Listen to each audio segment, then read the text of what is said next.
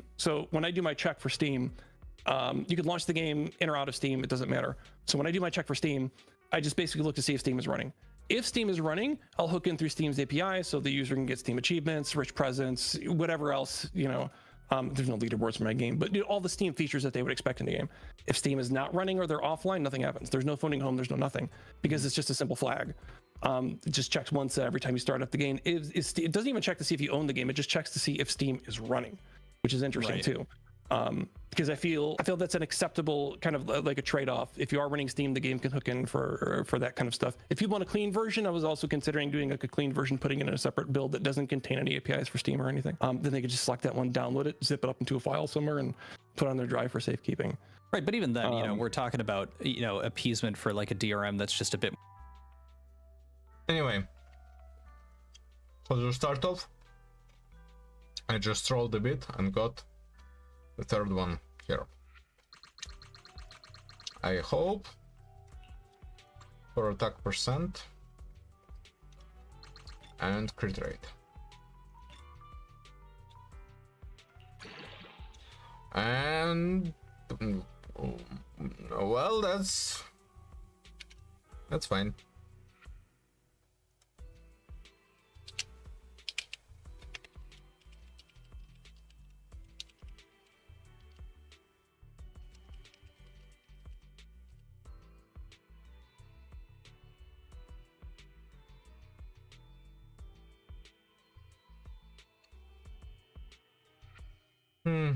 Because I do want attack percent.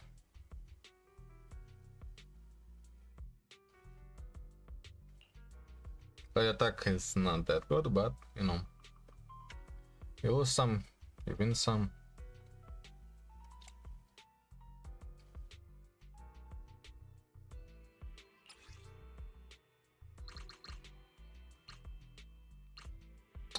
One attack percent or crit rate? Flat HP. Whatever.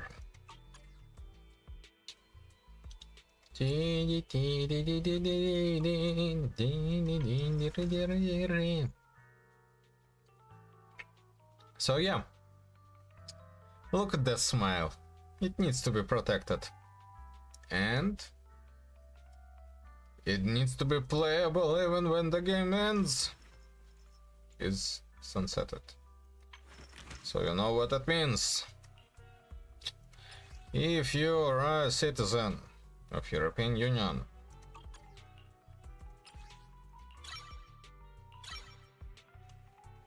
go sign the stuff. Fufu's here. For the glory of the motherland. And I'm gonna continue listening to video relating to this.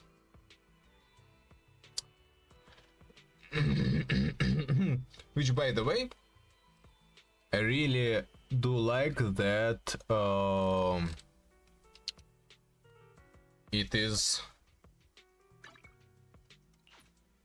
not really focusing on pirate software, the video that I'm currently watching. Usually if the video focuses on it, yeah, doesn't even link the page for some reason.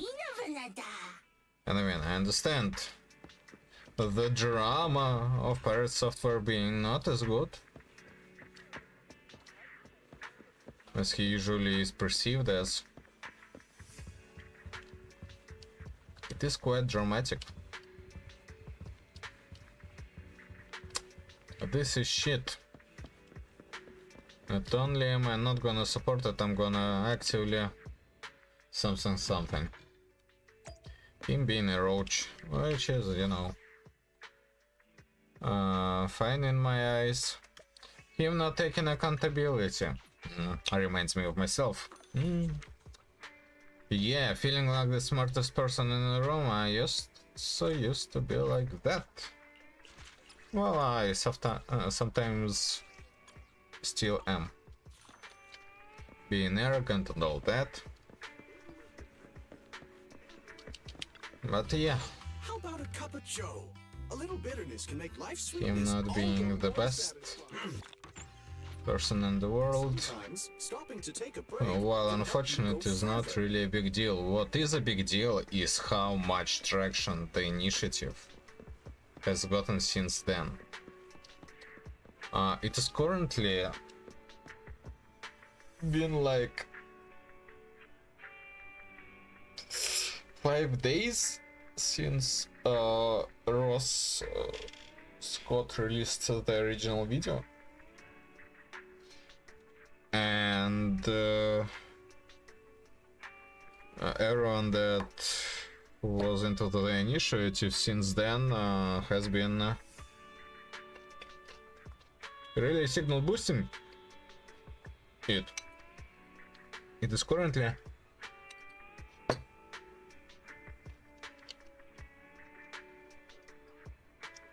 at 73. No, 730,000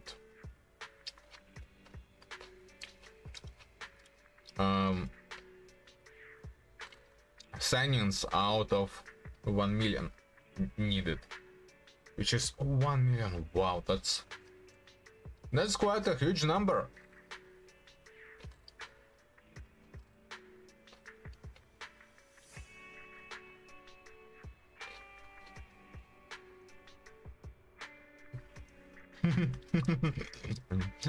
Really funny how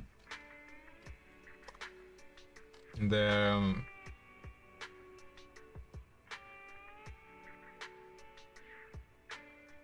we only use strictly necessary cookies to manage language preferences and showing this banner. Wow, that's quite funny.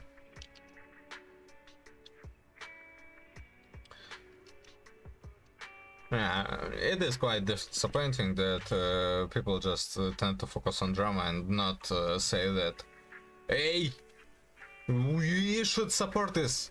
There's still time. Not only that, there is not quite much time, but we can do this. This can become a law. This can become a fact of the matter that games are gonna stop being actively destroyed. Because hey, the thing that is in this video by channel Queen Theo. The video is called "The Game Dev Provides Proof." The game dev proves pirate software is wrong. One of the point has been that what can happen for past games that are not gonna be affected actively, which game development is not gonna be actively affected, is that I need to rebind the key.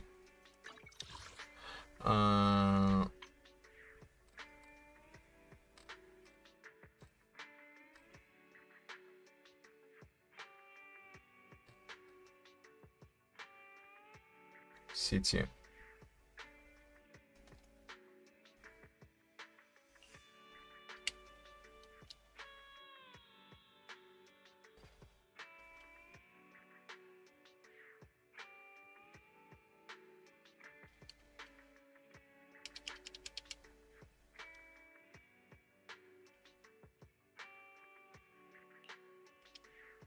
Why can't I?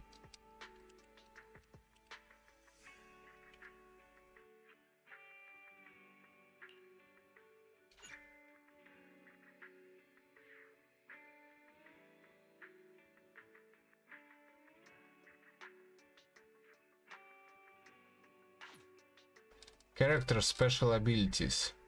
But it is in CT.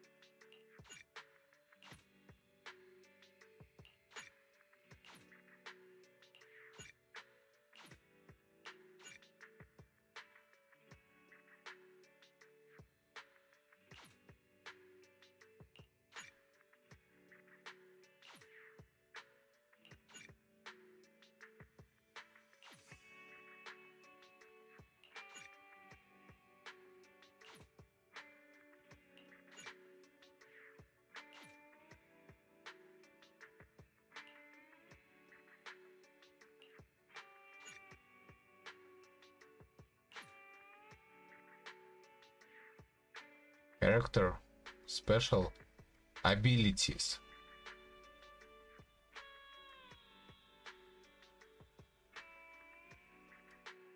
Doesn't make any sense.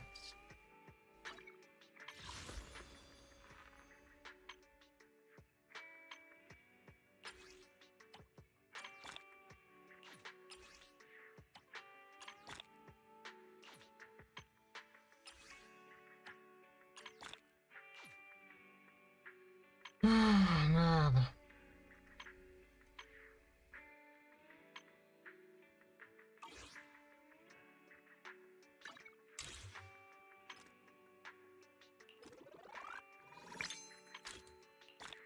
Go.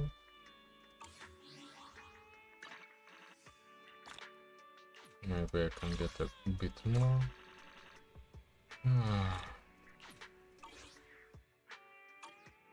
So what was I on before I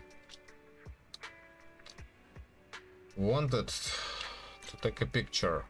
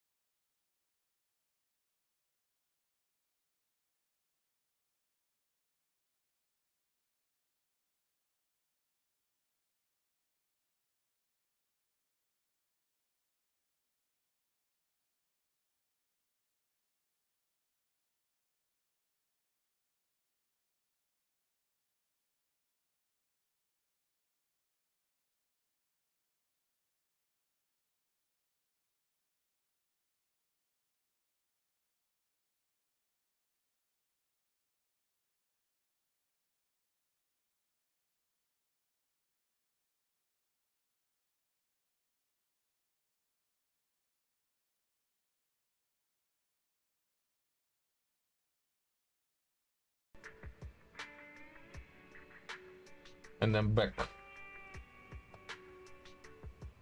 Okay, so some games are if the initiative passes and it becomes a law eventually, we can expect new games to be affected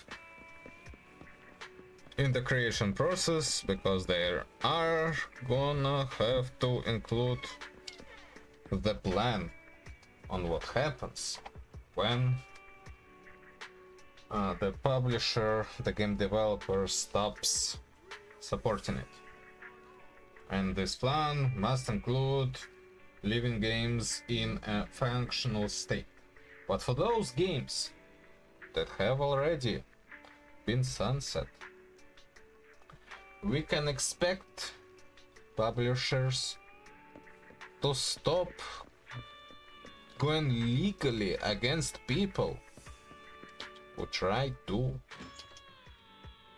keep the game alive and functional. Meaning classic WoW is gonna be a thing potentially again. More clean, and we don't have to worry about, you know, grabbing data and all this, you know, bullshit that ends up coming along with, you know, the argument about hating it. For Helldivers was a great example, but I appreciate that. I'm glad that there's also like, I briefly I understand that, but even just how you explained it there with the DRM using Steam, like that, it's a great thing, because at the end of the day, it shouldn't be a be-all catch-all net, because people will find a way to torrent. It's just, that's an inevitability. Like, piracy is always going to be around. Matter of fact, it's recently been on an uptick. But digressing from the point, back to stop killing games. So were there any specific points within the FAQ, I've pulled it back up, that you wanted to like focus in on for this interview? Let's take a look at some of these. The first three over here, I think this is more like law or ideology kind of stuff, right? How are publishers destroying video games? Well, that's subjective. Why would you care about publishers destroying video games? Again, subjective. But let's look at some of the technical stuff. Aren't you asking companies to support games forever? Isn't that unrealistic? It says here, no, we're not asking for that at all. We're in favor of publishers ending support for a game whenever they choose. Blah, blah, that's great. Modify or patch the game so that it could run on customer systems with no further support from the company being necessary. Again, that could be something as simple as just if the game had an online requirement check for whatever reason before, just don't do it. We see that with the Souls games, right? Souls games are online. You can play the game in offline mode too. When the servers went down, people can still play the single player portion of the game, which just doesn't connect online. That's it. So you can still launch it and you can play it in offline mode. For like single player games and stuff like that, those are easy solutions. For multiplayer, it could be as simple as, okay, this was a multiplayer game. Maybe the solution, the approximation, instead of connecting to dedicated servers with matchmaking and this, that, and the other, maybe the approximation is just allowing friends to connect peer-to-peer or over LAN. Maybe it's that simple. Other multiplayer games also can, again, like I was speaking about, like APIs and stuff like that. Even so, like server binaries is something that I've heard a lot of people mention too. You might have to give out server binaries and their security issues in the standard, sure. So server binaries, for like layman's terms, for those who don't know. The source code that runs everything. So in the source code that runs everything, the reason that people have an issue with that, why would a publisher or developer have an issue with, you know, giving those server binaries to other people? To maybe trade secrets, specifically when it comes to like handling security, integrity checks, like that kind of thing, to make sure that that is always hidden away from the player. But at the same time, there's always going to be people trying to hack, reverse engineer, decompile, do all that kinds of stuff. So that is also a little bit, it's important. Security is important. Obviously, data integrity, great. That's very, very important too. APIs can also help handle that as well. Getting a server binary, maybe you just create a different server binary. Like I said, you have your larger one that like I explained earlier, that uses like Amazon services and Microsoft and whatever else, and using third-party services for security, authentication, all that other junk. But maybe just build a smaller one that a user can run on their own machine, but doesn't have to worry about any of that. It's almost like a la carte. Like you pull all of those bigger elements out and create something that is a little bit smaller. But because you built your game around using an API system to talk to the servers, you could use that same API system to then hook into the little mini server that any end user could run. Okay, so I think you might have just answered my question. So I was going to follow up then with, if you had to create a second separate server binary, doesn't that kind of, you know, run the risk of that ending up being a lot of workload? But you're saying that you can just kind of almost scrap this second binary up and make sure that you're removing all of the, you know, quote unquote trade secrets or the important bits, and use those to run that secondary, you know, functional playable game after, you know, you're sunsetting it. Yeah, so if you can develop both side by side. So let me give an example now of something with like an API. So we, like, let's say let's say we're given nothing. We have no binary. We have nothing. We have nothing except APIs. So we're looking through all the data sheets and documentation and stuff like that the developer gave us, Here's a taste or that we of give the out to everybody for abyss. Super Shoot Interface 9000. And one of the items is one of the API calls might be send transform. And you look at it and be like send transform parentheses transform. Like what the hell is this? And maybe like an identifier for the character, the actor, the object that the transform it is. So transform data is basically an object's position, rotation, and scale inside the game. That's all transform data is. So you have your vector, which puts your position in three-dimensional space, the scale of the object, and the rotation of the object, which way is looking at all that.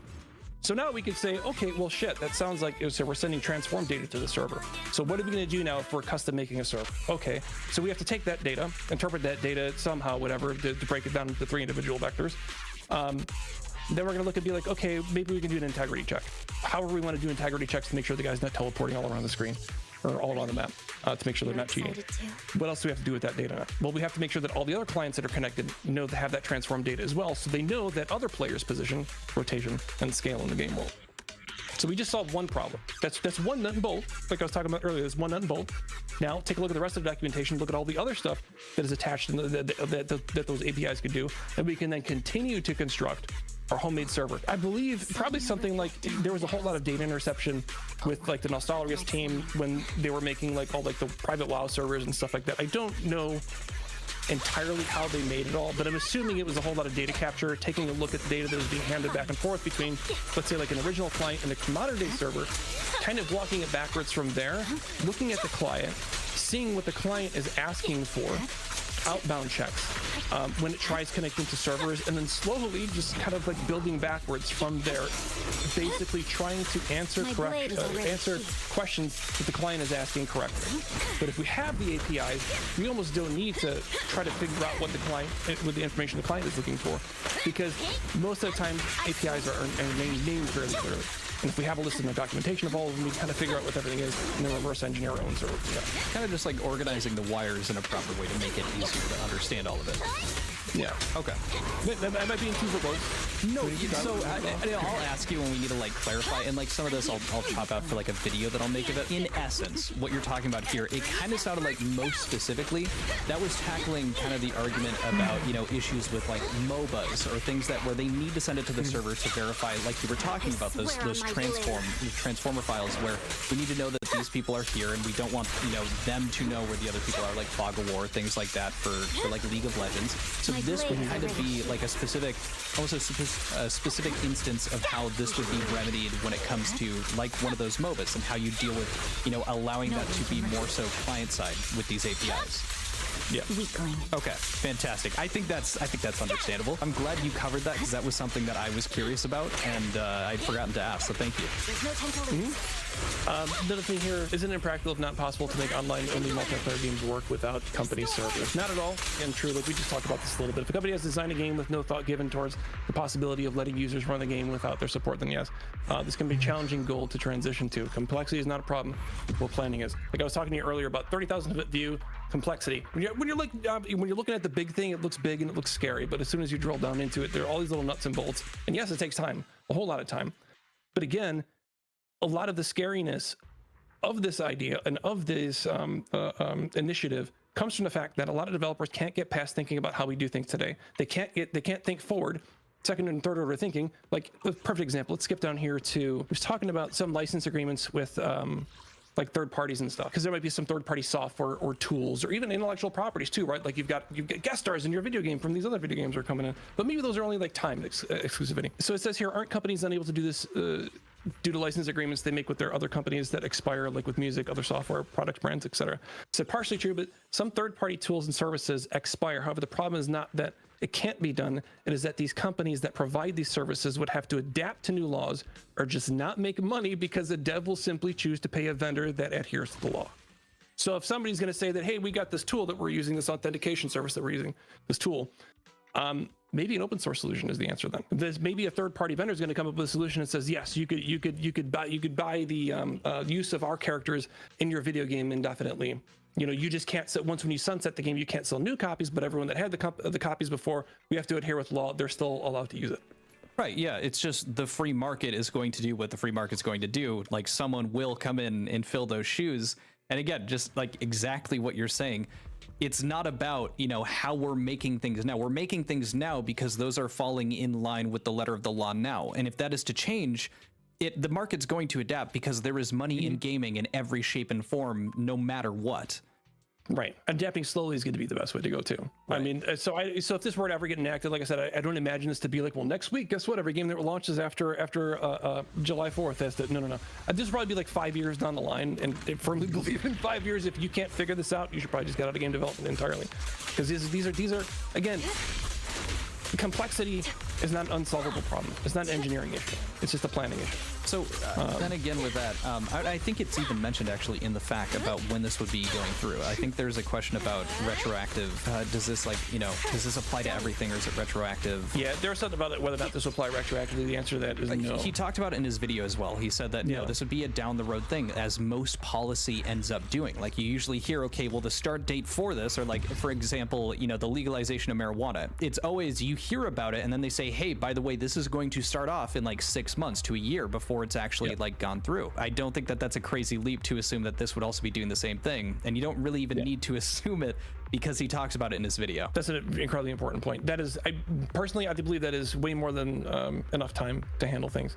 But one of the things I think about too, which I know this scares, I believe, AAA more than it scares anybody else, because AAA are these big behemoths. I don't know if you guys ever read my tweet. I have some very nice things to say about AAA. I said, what did I say? They're run by smooth-brained shit sacks, which is true. No, think about it. So AAA has a problem where they believe that the way they solve things is with money and bodies. And it's not the best way to do things all the time, because more bodies doesn't mean more throughput. So if I have a 6-person studio, let's say I have a 6-person studio, and I double that amount to 12, I might be able to double the output of what I'm able to produce. Sure, because we're going from 6 to 12. But the bigger because that's still a very, very small team size, we're still going to be incredibly agile. But if I have 150 people and I double that to 300, that output is maybe only going to increase by 20, 25%, 30 if they are incredibly lucky. Isn't that like it's like a theory of general work, like in a work setting, that it's about 10% of the people are doing 90% of the work, so on and so forth? Yeah. Okay. So the more you add to that pile, the less and less you're going to get out of it. Wait, so you're saying that a video game that has a $300 million budget, that doesn't mean that the game's just inherently going to be good? No, not at all. Dude, no way. Shareholders are going to be pissed about this. But no, but that's how a lot of these big studios think. But to just take a look at it, you had what was the game recently? Was it Dragon Age: The Veilguard? It started life as single player, then it went multiplayer, then went back to single player in like a 6-year span. There's something insane. Like, who makes these decisions? They should be immediately fired. 100%. Oh, I'm not joking. They need to be immediately fired, because that is piss poor planning. So I wrote about this too on our website. So I also run a show. We put out a couple of videos a week and we interview other developers and stuff like that. It's called Industry Devs. So there is a part where I talk in one of the articles that I had written about it, where I talk about everyone at AAA, like all the bean counters and everything. They love data. They love looking at data and not results. It's a form of suicidal empathy, or is it suicidal empathy or bias? What is it? Oh no, survivor biasship. That's what it is. Survivor bias. Survivor bias. It's saying that, hey, I survived something once that 1 million other people die from. You'll be fine the next time. Don't worry about it. So what a lot of these studios do is they see something that, because a lot of people have been just, you gamers, myself included, for a long time. I stopped doing this. We're just kind of eating things up, because it's just like, well, this is what they're giving us. I guess we'll just have to pay for it. And I guess we're stuck with it. Then indies come around. And slowly over the past decade, they just been pulling numbers. They've been cooking like crazy. Like nonstop. Like they are 100% in charge of the industry right now in terms of quality, in terms of ideas, in terms of pushing the envelope. 100%. And now AAA has a problem. Now survivorship bias is biting them in the ass. What was working for them before, because there was no other competition that was trying to invade that space, isn't working anymore, because people are realizing that indies are just making flat out better games nowadays. Not all, right? But yeah, no, so I see AAA business being run horribly. So they spend a gratuitous amount of money. They hire way too many people to make these games. And granted, I know technology is expensive to create and stuff like that, and that's fine. But they also want everything, and they also want everything now as fast as possible. And to bring that more and more, those are the people that are pushing the hardest against something like this, because that ends up 100%. Being, you have to make incredible changes that is going to impact how they've been trying to do stuff for the last, I don't know, decade or two at this point. And that's why this push for live service games, especially from Sony too, like they wanted to make like everything a live service game. Like all their projects are crashing and burning, thankfully. It's not that I don't like Sony. I used to love them like crazy, PS2 days, but like, man, they just went off the rails. But so we see a lot more business models moving towards like live service games, like Fortnite's been around forever, for example. All these companies, developers, publishers are trying to push a lot more like these live service games. I'm starting to repeat myself here, but it's because they want a continuous revenue source, and they want a continuous revenue stream, as well as suck the oxygen out of the room, because they want to keep you invested in a product. They want to keep you playing that product, and they don't want to leave any room for you to go anywhere else. So they have you buy lots of stuff in their video game, invest tons of time in their video game. So you develop almost like an attachment to it, because you got a lot of hours in the video game, you got a lot of stuff, you bought a lot of microtransactions. Like, what are you gonna do if you stop playing that game? All of that money you spent is now gone. Oh, what is that called? So, I know what you're talking about. Sunk cost fallacy. yeah, a lot of this is also psychological too, and based on what I would consider like a dark economic pattern. Yeah, I think I recently looked into something about how, I mean, in the EU, they were trying to change microtransactions in game to change like currencies in game to being a direct match, like removing those entirely or having them be a direct match to stuff. Diablo 4 was referenced in it. So I totally get what you're talking about there. For the sake of bringing it back to the Stop Killing Games initiative. I think we're talking about like third-party services and that kind of flow. Oh, okay. So they're using those third-party services, you know, like like Crew again. If we're going back to that really great example of having the cars, you know, that they were licensed. Well, actually, no, we kind of touched on that. You know, at this point, it's just that's going to have to change. That format, you know, someone is going to license it for the entirety of the game duration, and the people that aren't are going to get, you know, they're going to lose or they're going to change. Yeah, developers just going to hang up the phone and be like, okay, if you're not compliant, I don't buy it from you, and that's it. Right. And that part of the market's going to correct itself. I firmly believe, because we've seen other parts of the market correct themselves too. Like I know a couple of other developers who brought up the GDPR and all the privacy stuff in the EU and stuff. Oh, they settle the same things. It's gonna kill innovation. It's gonna break down all the current products that we use and stuff like it. No, it didn't. What was the GDPR? GDPR is like all the privacy stuff that went on in Europe with data collection and stuff. All these different companies like Facebook and Google and Twitter and everybody else collecting just copious amounts of data on everybody. And there was a law that said that users had to opt into, I believe it was like a user had to opt into a lot of the stuff. Or it's like the cookie thing? To make it easy to have all your data removed within like a incredibly short amount of time upon request. Stuff like that, right? Just totally privacy focused for the benefit of the end user. Everybody thought the industries would crash and burn. It never happened, because the people that were telling you were going to crash and burn were the people at the top that had all the money to do it. It's like studies, right? You read a study about whatever it is, then you go, oh, this thing is so awesome. This is the best bottle you'll ever buy in your whole entire life, and because it looks cool. And then the study was made by the company that made the bottle. Right. Let's take out this question. Would you be forcing, or what you're asking, force the company to give up its intellectual property rights? Isn't that unreasonable? The answer says no, we would not require the company to give up any of its intellectual property rights, only allow players to continue running the game that they purchased. In no way would that involve the publisher forfeiting any intellectual property rights. To which my note here, like we spoke about earlier, this can simply be handled by publishers agreeing to not pursue copyright or IP infringement for things like community-created private servers. This benefit will carry over to more users being part of the creation and open source process of a community-created servers and services without the fear of law hanging over their heads. I think it's a huge benefit. So like I'm a Linux main. I use Linux on the daily. I even build my Windows executables on Linux. Then I have a separate Windows machine that I use to test all my stuff out on.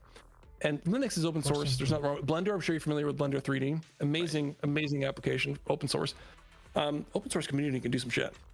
Yeah. Like full stop, man. They got hands. Real quick. So for that too, I think a lot of people run into the issue where they see something like that. It's like, no, we just want the game playable. In no way would that involve a publisher forfeiting any intellectual property rights. So it ends up being this thing where it's like, okay, so we're saying that no, you don't have to do that. But then the argument back is going to be, well, there's like an obligation for us that we're going to need to do that in this sense, where it ends up just being that realistically, if they want to avoid that, because there's, legitimate reasons that there's laws in place of, not violating those intellectual property rights, they do need to figure out a different way to handle it. And it's not, it's more so on them to figure that out, which is, people will look at it and go, oh, you're kind of screwing them. But at the same point, no, it's actually incredibly, like, you have much more of a degree of freedom in terms of how you're going to deal with that as a developer, as opposed to us directly, like with the initiative, giving you a direct, order for how you would handle dealing with this. There's a lot that's going to have to change moving forward. You said it right. There's a lot that's going to have to change moving forward. Timing is going to be the best thing. Like I keep on saying this because I try to hammer this home to any developer that asks me, like, do I have any advice? The 35,000 problem, that view, the complexity, that's not an engineering problem. It never is. Just drill on closer. And planning Planning ahead is going to be the best thing. And in terms of stuff like this, I think you hit the nail on the head 100%. Laws will have to change. Other parties, like third parties and stuff like that, they'll have to kind of hop on board and get in line if they want to continue to make money. I think they will do that. Let's tackle this one. How about this? It's not in here at all because this is just purely speculation. The idea that it will kill innovation and it will stop people from creating and making games. Do we think that's the case? Well, I think a better question is like, why are people assuming that that would be the case given this initiative? Like, what is the main focal point for why that would destroy it? I don't know. Well, coming from game dev, that's pretty important. I don't know. No, it's just I do not think it would have destroyed well. It would be almost so. It's all in the way you do things. It's all in the way you plan things out. This idea that it's going to destroy innovation, that's going to stop people from making, well, I'm assuming maybe depending on your budget, if you're like an indie developer, you don't really have that big of a budget, you're probably not going to be making a massive MMO where you expect thousands of people to be playing because you're not going to be able to pay for that kind of server infrastructure. Same thing with live services titles. But that's the expectation out the gate. There's no indie developer that is single-handedly trying to tackle a MMO to that scale. Right. Again, I keep on going back to planning because this is going to be the most important aspect of it all. Planning is going to allow you to continue making the games that you want to make. It's not this initiative. I do not believe will interfere with anything. People will still be able to have to make their any kind of live service games that they want. Their MMOs, everything all stays the same. I don't see how this would affect it at all. With careful planning, obviously you're going to be using new tools. You're going to moving forward. You're going to restructure how you do things. But that's another thing too, if you really think about it, because technology is changing all the time. We're constantly having to change the protocols that we use, securities, especially when it comes to security. Perfect example. That's constantly changing. We're constantly moving. We're constantly having to update and the way we do things to make sure that data integrity, that the servers are okay, that nobody's getting hacked when they're on our servers, stuff like that, this, that, and the other. That's always going to be a thing. We're always going to be doing that. Servers will always require maintenance. Code will always need to be updated. But we could just do this alongside slowly making these changes so we can become compliant with some kind of an end of life plan to either, like I said, either allow some kind of approximation of a server that could run on somebody's computer that obviously maybe can't hold thousands of players, but well, you know, maybe a 32 player lobby that could probably work too, right? Because a lot of there are some shooters that run peer-to-peer that have large lobbies and stuff like that too, right? Like that's not a big deal. Matchmaking servers, of course, but everyone still connects to somebody else's machine. So there's ways that we could do this, that we've had solutions before in the past that we still use and do now. And peer-to-peer is a perfect example of it too. If you want to do something like that, I mean, granted, you're not going to rebalance an entire MMO around, you know, a 5-man party unless your MMO is designed for 5-man. But nor is anybody asking anybody to. Yeah. Like that would be a case. That would be in the MMOs. I believe would probably be the extreme case where it would be like, okay, just don't come after anybody when they start messing, you know, creating private servers. Don't come after anybody for IP infringements or copyright. Or this, because you can give them the opportunity to scale the game to how they like. Because at the end of the day, they're playing a game that the developers thought, you know, it's time to sunset. So at that point, they're doing what they'd like with a game that they clearly love, that they're playing, you know, years after. I also just I think it's always important to remind that like physical copies. Like that is what the original setup was for video games in general. Like, yes, we're mainly focused on the multiplayer because I think that's the most like there's more of a conversation to be had. But you were talking about PlayStation 2. I was playing Lego Star Wars with my brothers, you know, when I was 7 years old, and that still runs today, albeit, you know, need to make sure the copy isn't scratched to shit. But like the games were given to you with the expectation that you were going to play it as long as you could function the console that you had. And so there wasn't, you know, a kill switch and, you know, maybe it's like Medal of Honor, maybe the official servers are down and, you know, etc. I could go on. And that was kind of when I read your tweet, because I was going through it and I saw your response to Pirate is like, you're right. 20 years ago, this was figured out, because I remember and I can look at all the games that I was playing as a kid growing up going, yeah, I could still, if I had the console, I could still whip out and play them today. And, you know, you weren't even thinking about a end of life care, quote unquote. That's just like the expectation was it was a purchase. You got the product and it wasn't going to be taken away from you at another point. Yeah, 100%. Speaking of like old stuff. What NES right there. Oh, NES. Yeah. Holy cow. Some cards up there. I've got DOS boxes up here. I could run under DOS box. I've got a 3.5 floppy that plugs in the USB because obviously we don't have anything inside of our PCs anymore. Right. Yeah, I play DOS games, stuff like that too. Like, so all these things were sold to the end user with the expectation that if they could run it, if they didn't break, they didn't throw it away, do all that stuff, that's fine. Oh, which reminds us, let's talk about microtransactions. How about that? That's something too, right? I did kind of cover that somewhere here. Microtransactions in a that was covered in the free to play games. I think you had something up here.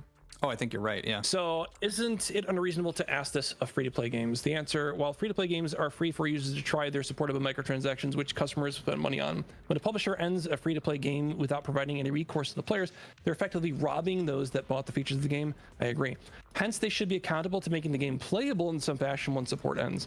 Our proposed regulations would have no impact on non-commercial games that are 100% free, however. I think I put it in here. In terms of microtransactions, we can create solutions, and this is just like off the top of my head, I think I mentioned this in your video. We can create solutions to carry over purchases with like signed keys, right? A file that the game will create and place on the user's desktop on a computer wherever the user wants it, and says, this is the key that you use. It's almost like your password backups for your apps and stuff like that. Here's the key that you will use to unlock all the microtransactions that you purchased inside of a game once when these servers go down. So next time you launch the game, you're launching in an offline mode. And if you want to have access to everything that you bought, you have this key. Now, if I do this and I say, hey, look, okay, here's this key. You have this key. You could take this key and you could put it on your NAS, your 8 terabyte NAS, and you could duplicate it so it fills up all 8 terabytes. Or you could take that key, throw it in the fucking recycle bin and hit recycle. I don't care. I kept up my end of the bargain, which is allowing you to have your microtransactions after the fact. So there's ways to solve this too, but ultimately, like I said on Twitter, I do believe that microtransactions are a design problem and not a fucking end-of-life problem, right? Okay. It's not a stop killing games problem. To shoot the shit on that point, so would you say that there's a potential argument there that if you are just allowed to do whatever, make copies of it, send it to people, does that not illegitimize the purchases themselves? If it was encrypted in some way to only work with the copy of your game that you had, that might be something. Well, there you go. Okay. And I feel at that point, once you sunset it, you've officially kind of, I would say, thrown in the reins about, making money off of it. So at that point, it doesn't really matter if people go to town. It's just more of like I feel shitty now because I could have just waited a decade, not bought the game. People may reverse engineer anyway and try to hack and do all that other stuff with it, and I'm sure people will, right?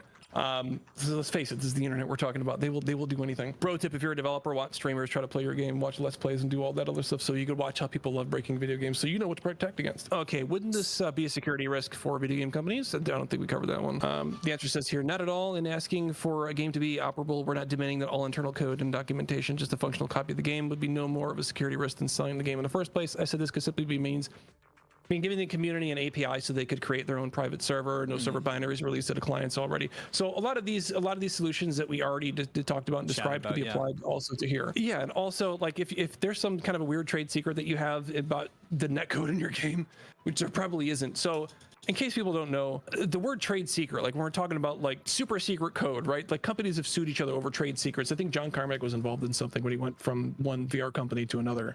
They said that he took some of the code with him. The whole thing I don't like about like trademarks and patents and all that other stuff on things like code when it comes to technology is I'm a firm believer that code should be free, number one.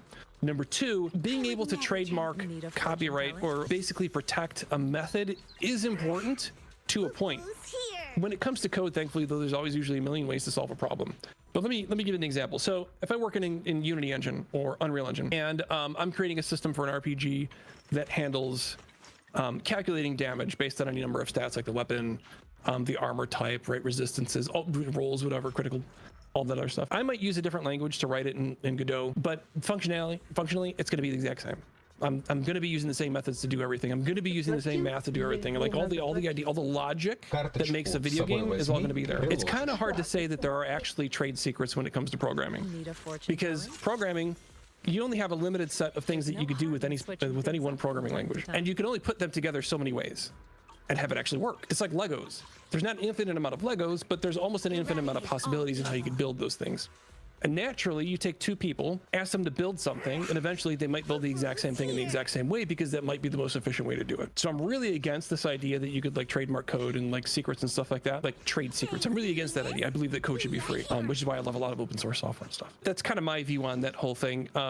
The biggest risk would probably be like some kind of security risk for the end user if they're, but I mean, this is kind of internet 101. Like don't go to bad websites, don't click on links and emails, like that kind of thing. You know what I mean? Right. You have that expectation that, especially like think about old Call of Duties. Like I actually want to jump to Modern Warfare 3 as well as Black Ops 2.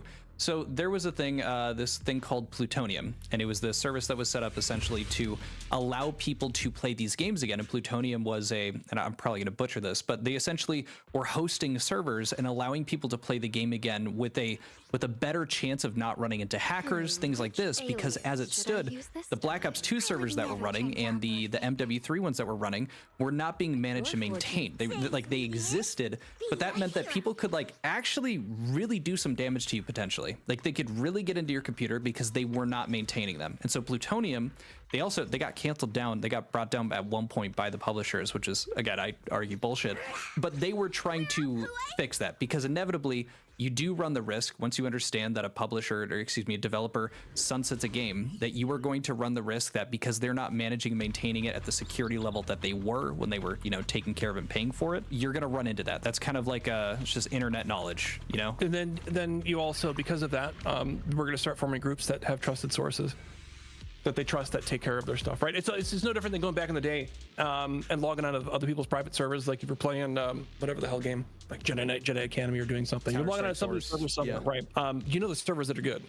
You know the servers that are not. You know the servers to avoid. Even you know the servers to avoid, even if they just because they got assholes on them, and you don't like the managers or whoever the fuck.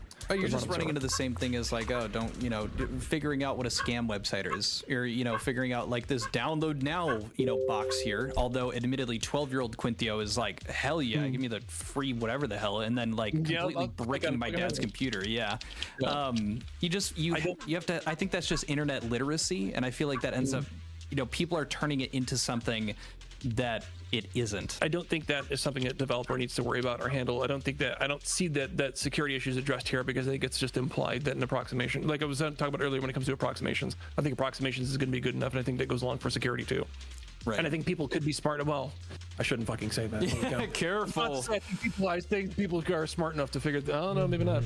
Does the wording European need to be more specific? Oh, you're not much of a logger yourself. I think just to like jump in and say that, I think he was specifically talking about, well, this is initiative. Like this is essentially getting in you know, a foot in the door to have a conversation, to start having these compromises with these, you know, huge giants that are in the gaming industry, the people that are, you know, taking care of this, and actually, you know, starting to get to a place where we can initiate this, because at the end of the day, it's for consumers, and of course there's going to be pushback. So trying to be, you know, appealing in any way, shape, or form by leaving it vague and allowing them to have the opportunity to say, okay, well, we'll tackle this issue this way, but still enabling it so that at the end of the day, you still get to keep the game even when they're done with it. Yeah, 100%. I think that this whole thing. You. I'm sorry. No, right? No, it's fine. I think this whole thing, I think is a very good initiative. Developers obviously have to come to the table. They're going to be lobbying all the representatives, whoever they need to lobby. They're going to be paying whoever they can, if whoever were to go anywhere. And so they're going to have a chance to speak their mind too, and hopefully they do it in a good and honest way. There's not a whole lot that I would request out of this initiative personally. Like if I had any qualms with it, I don't think I'd even want to clarify anything else. Like there's enough in here, like there's multiple spots in here, and I keep on bringing this up because it's critically important for something like this to succeed and not be a burden on every single dev. It's stuff like this where I talk about an approximation. It's close enough, it's reasonable enough, is a reasonable enough expectation to say this is close enough and good enough, because everyone needs to understand that you're not going to be running around with thousands of other people on your own little private server that you're running inside your home. On your home computer, if it's something like an MMO. That's not going to happen. But I do believe that an approximation, which would be a playable state, not the exact same state, but I think an approximation like that would be perfect. I have no issues with that whatsoever. I don't think personally, in terms of development, I don't think that any of this will be difficult. It might be time consuming, and it might require just a little bit more brain compute from the fucking from the low info people out there who just, you know, who don't want to think a little bit more forward than they need to. They stop when they see complexity, and they don't know how to unravel that. And the way to unravel that is just calm, steady, slow, and over time. Yeah, I think admittedly too, when it comes down to that point, I think that's probably one of the best points, I think, where there's going to be a bit of friction when it comes to what exactly entails, you know, functional playable state, because you're going to have that gray area where it's like, okay, well, this, you know, it's not directly one-to-one, but that's going to mean something vastly different for an MMO. Like we even talked about, like the server binaries are setting up a separate API or setting up a separate server binary versus like an indie developer, you know, doing something. They're going to have to focus on, you know, adjusting that game in, you know, a completely different genre in a way that still makes it playable, but it ends up being like, what's that threshold? Yeah, anybody questions or anything? Did I not clarify something too much? Do I sound like an idiot? No, you sound a lot smarter than most people that I think have covered this, including myself. Like a lot of this is really useful because I felt a bit sheepish going over some of these subjects, like when we get into server binaries, because it's just I haven't had the chutzpah to go ahead and figure out what that exactly means. So to have you break it down, kind of explain it, like API, for example, I hear the word all the time. But, to break it down and make it understandable, that's incredibly useful, especially for a lot of people that, the general public that has no idea how difficult game development is. Yeah, it is monumentally hard. But again, like I keep on saying at the same time, it's just planning makes a world of difference. Taking our time, planning, and understanding that, the big monster is nothing more than just nuts and bolts. Can we get to more interviews, more YouTubers, so that info spreads to more and more people get informed? Maybe if people ask, sure. On my industry door knocking, come on. Yeah. So I do talk to other developers, and I'll link Quinn later, the industry devs, or just at industry devs here on YouTube. But we do speak to other developers and stuff like that too. We've had interviews with some OGs too. Sandy Peterson, he made the original Doom, Quake. We talked to Jonathan Blow, Braid, The Witness, that kind of thing. Jordan Lightheart, he worked on WildStar, the MMO.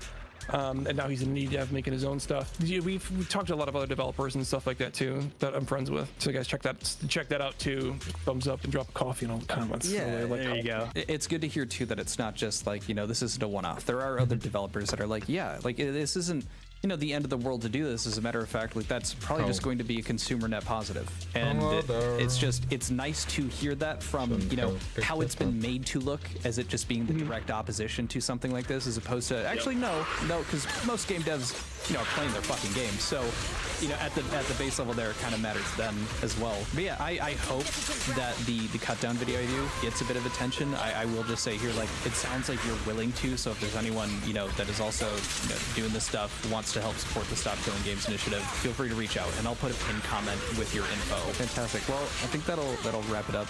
Thank you so much for taking time out of your day to have this conversation. Again, guys, I'll throw links in for it. But yeah, have a good evening. Take care of yourself. You guys do the same. All right. Thanks again for having me out. Appreciate it. Peace. That was fantastic. That was honestly even better than I was expecting. I mean, I didn't expect that we would actually be able to get through everything that we wanted to chat about, because he said he only had an hour. I wanted to respect his time. He's very informative. Again, I'm not trying to make this seem like like I was telling him, I'm not trying to make this seem like a hating Pirate Software thing. I just think it was useful to address a lot of the arguments that he was putting forth, because having another game developer to combat those and actually provide legitimate ways that people could work around that, from indie developers to AAA, and more so finding out that AAA is just more like, we don't want to change. We're not interested in having to change things, spend money on different services, build out a different infrastructure.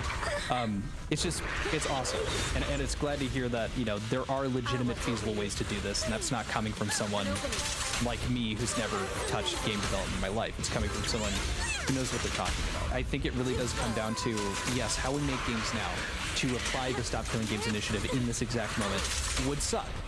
And it's good. The Stop Killing Games initiative, described even by the creator of it, Ross, is not going to do that. This is something that is going to take potentially years to be implemented, but that's the expectation. That's how this should be going down. Hoping to do more interviews like this. It was a lot of fun.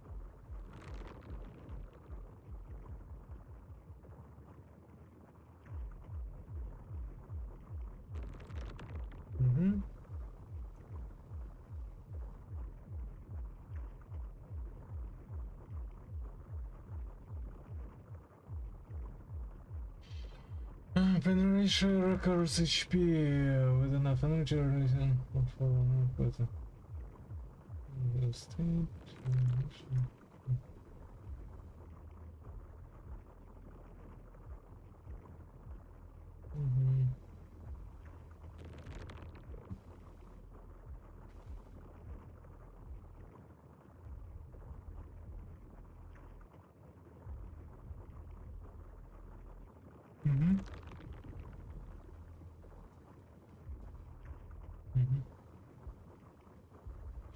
But that doesn't help.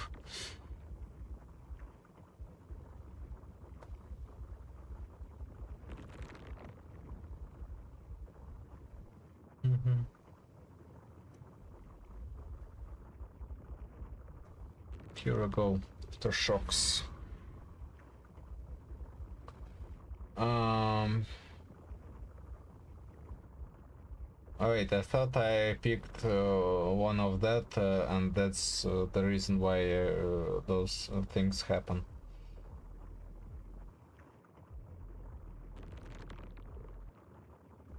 Here we go. Ultimate.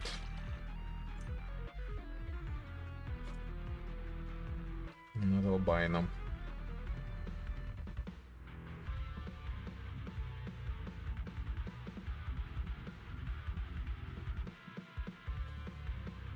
Good morning. Today we're taking a look at more Pirate Software Sloth. Last time I made a video about him, he was playing Animal Well, which is a really difficult puzzle game, seemingly blind and making statements such as, "We don't look up the answers to this house chat, because where the hell's the fun in that?" And then he proceeded to read up the answers from his chat. That left a sour taste in a lot of people's mouth, and he's been getting some heat other than that lately. But this time he's made some really unfortunate statements about Stop Killing Games, where he just misinterpreted the whole thing. Now, Stop Killing Games, for those who don't know, is an initiative about consumer rights. Basically wants developers to future-proof their live service games within reason. Let's say you buy Diablo or get microtransactions in Warframe. It would kind of suck if they just suddenly shut down the game and you lost all your values. The initiative kind of aims to avoid that, even in a limited capacity like an offline mode or something like that. But the funny thing about this is just how wrong Pirate Software gets everything. Like, there's a point in the video where it says on his monitor, "Stop Killing Games does not, in red, want to do this." And his reaction is, "Guys, that's crazy. I can't believe they attempt to do that. They can eat my entire ass. That's so bad, guys." It's right there. Since then, Pirate Software has doubled down on Twitter, deleted the tweet because of backlash, and then doubled down again with a new tweet. And now Ross, the guy behind the initiative, made a response to Pirate Software because he wanted to clear up all the misconceptions around it. And it's a complete show, so enjoy. Oh man, not my house! Sloppers. You guys weren't talking about this, were you? No, this is not what you were talking about. No, we're talking about Stop Killing Games. Oh, so the YouTube video? Sloppers are by now. Okay, I really don't want to do this next part, but it's become a liability. Our biggest critic by far is YouTuber and streamer Pirate Software, who goes by Thor.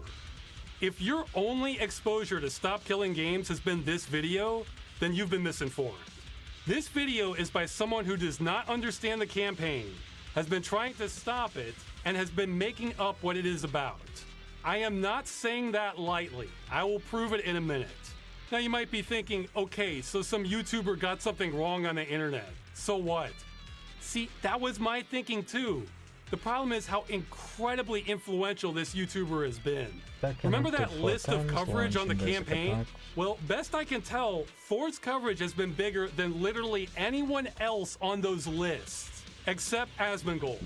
And the only video Asmongold had on this bigger than Thor's was about Thor's video. So for all practical purposes, Thor here has been the #1 voice on the campaign, and he's been lying about what it is. That's a bit loaded though. In this case, What did I expect? Like, genuinely, what did I expect? I'm using the second definition of lie. I have no evidence it's the first. Great.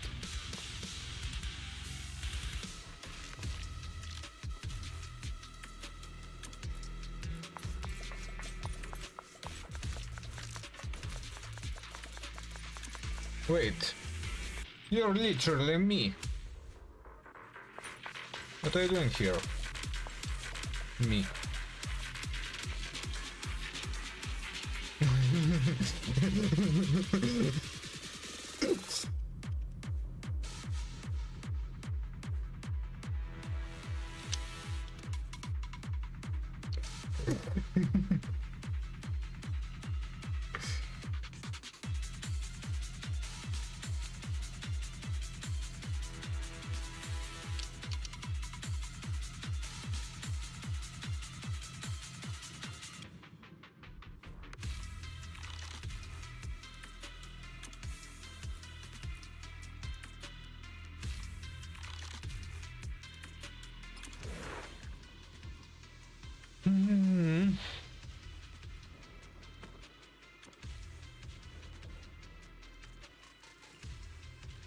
Once every 30 seconds.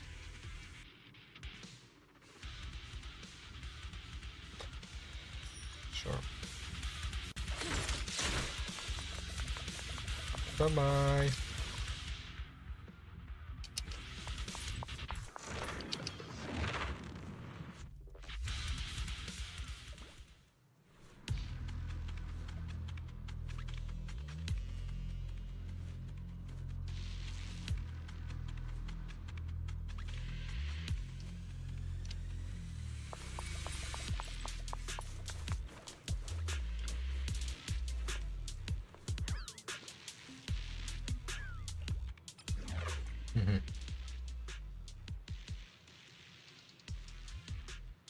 Energy, no.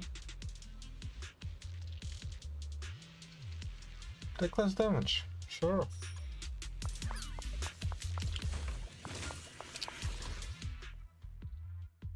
It doesn't matter.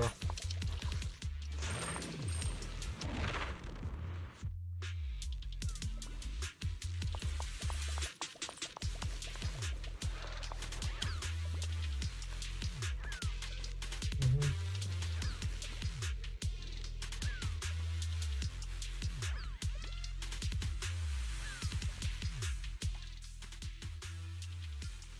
15% HP, that's nice.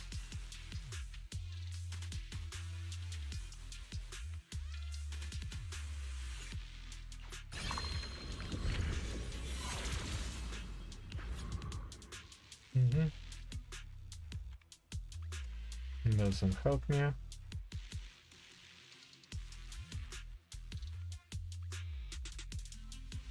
Perfect assist.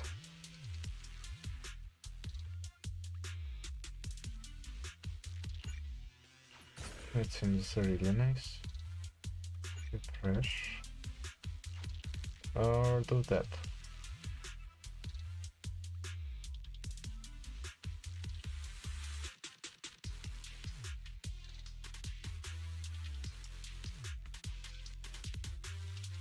Sure, let's do this.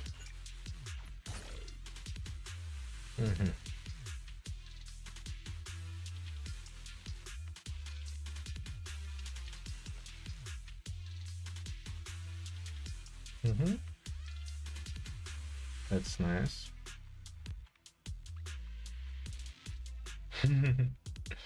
I wonder how that would work.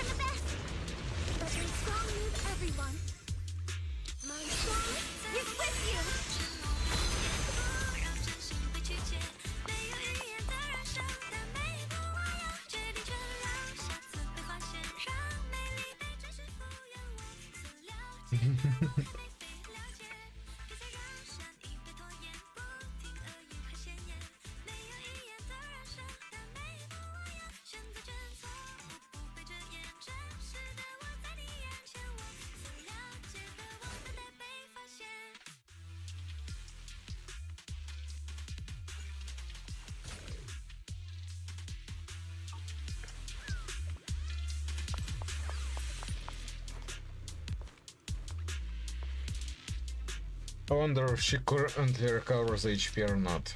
Probably not. A false or misleading impression, right? This video came out right as we were building momentum. Then, except for one boost in Germany, the signatures started drying up like clockwork. This put me in kind of a no-win scenario, too. Because if I ignored it, then a lot of people were going to get misinformed about the campaign. If I did a response video, which is not something I wanted to do anyway, then it might look like drama farming, which could understandably turn off a lot of people from the campaign, because it's not about that at all. So I quickly made this video trying to clear up all misconceptions and concerns about the initiative with timestamps for everyone's questions, hoping the truth would eventually come out. I can see now that was a mistake. I should have just embraced the drama. To this day, I'm still getting frequent comments and emails about the same falsehoods about the campaign that originated in this video. Well, now I have nothing to lose. What is there like? I might go over it, I guess. But is there like a rundown of like I don't really understand like what specifically like is the? We will probably figure it out. We don't get the signatures. Then what is the disagreement here? What did he say that's a lie, and what are they actually about? Like none of this matters anyway. There's a rundown. So if this campaign is failing because of me not talking about this, then I'll at least correct history here on the way down.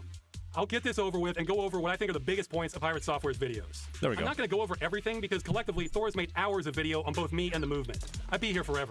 Believe me, I could address smaller things too, and kind of already have. All right, let's start.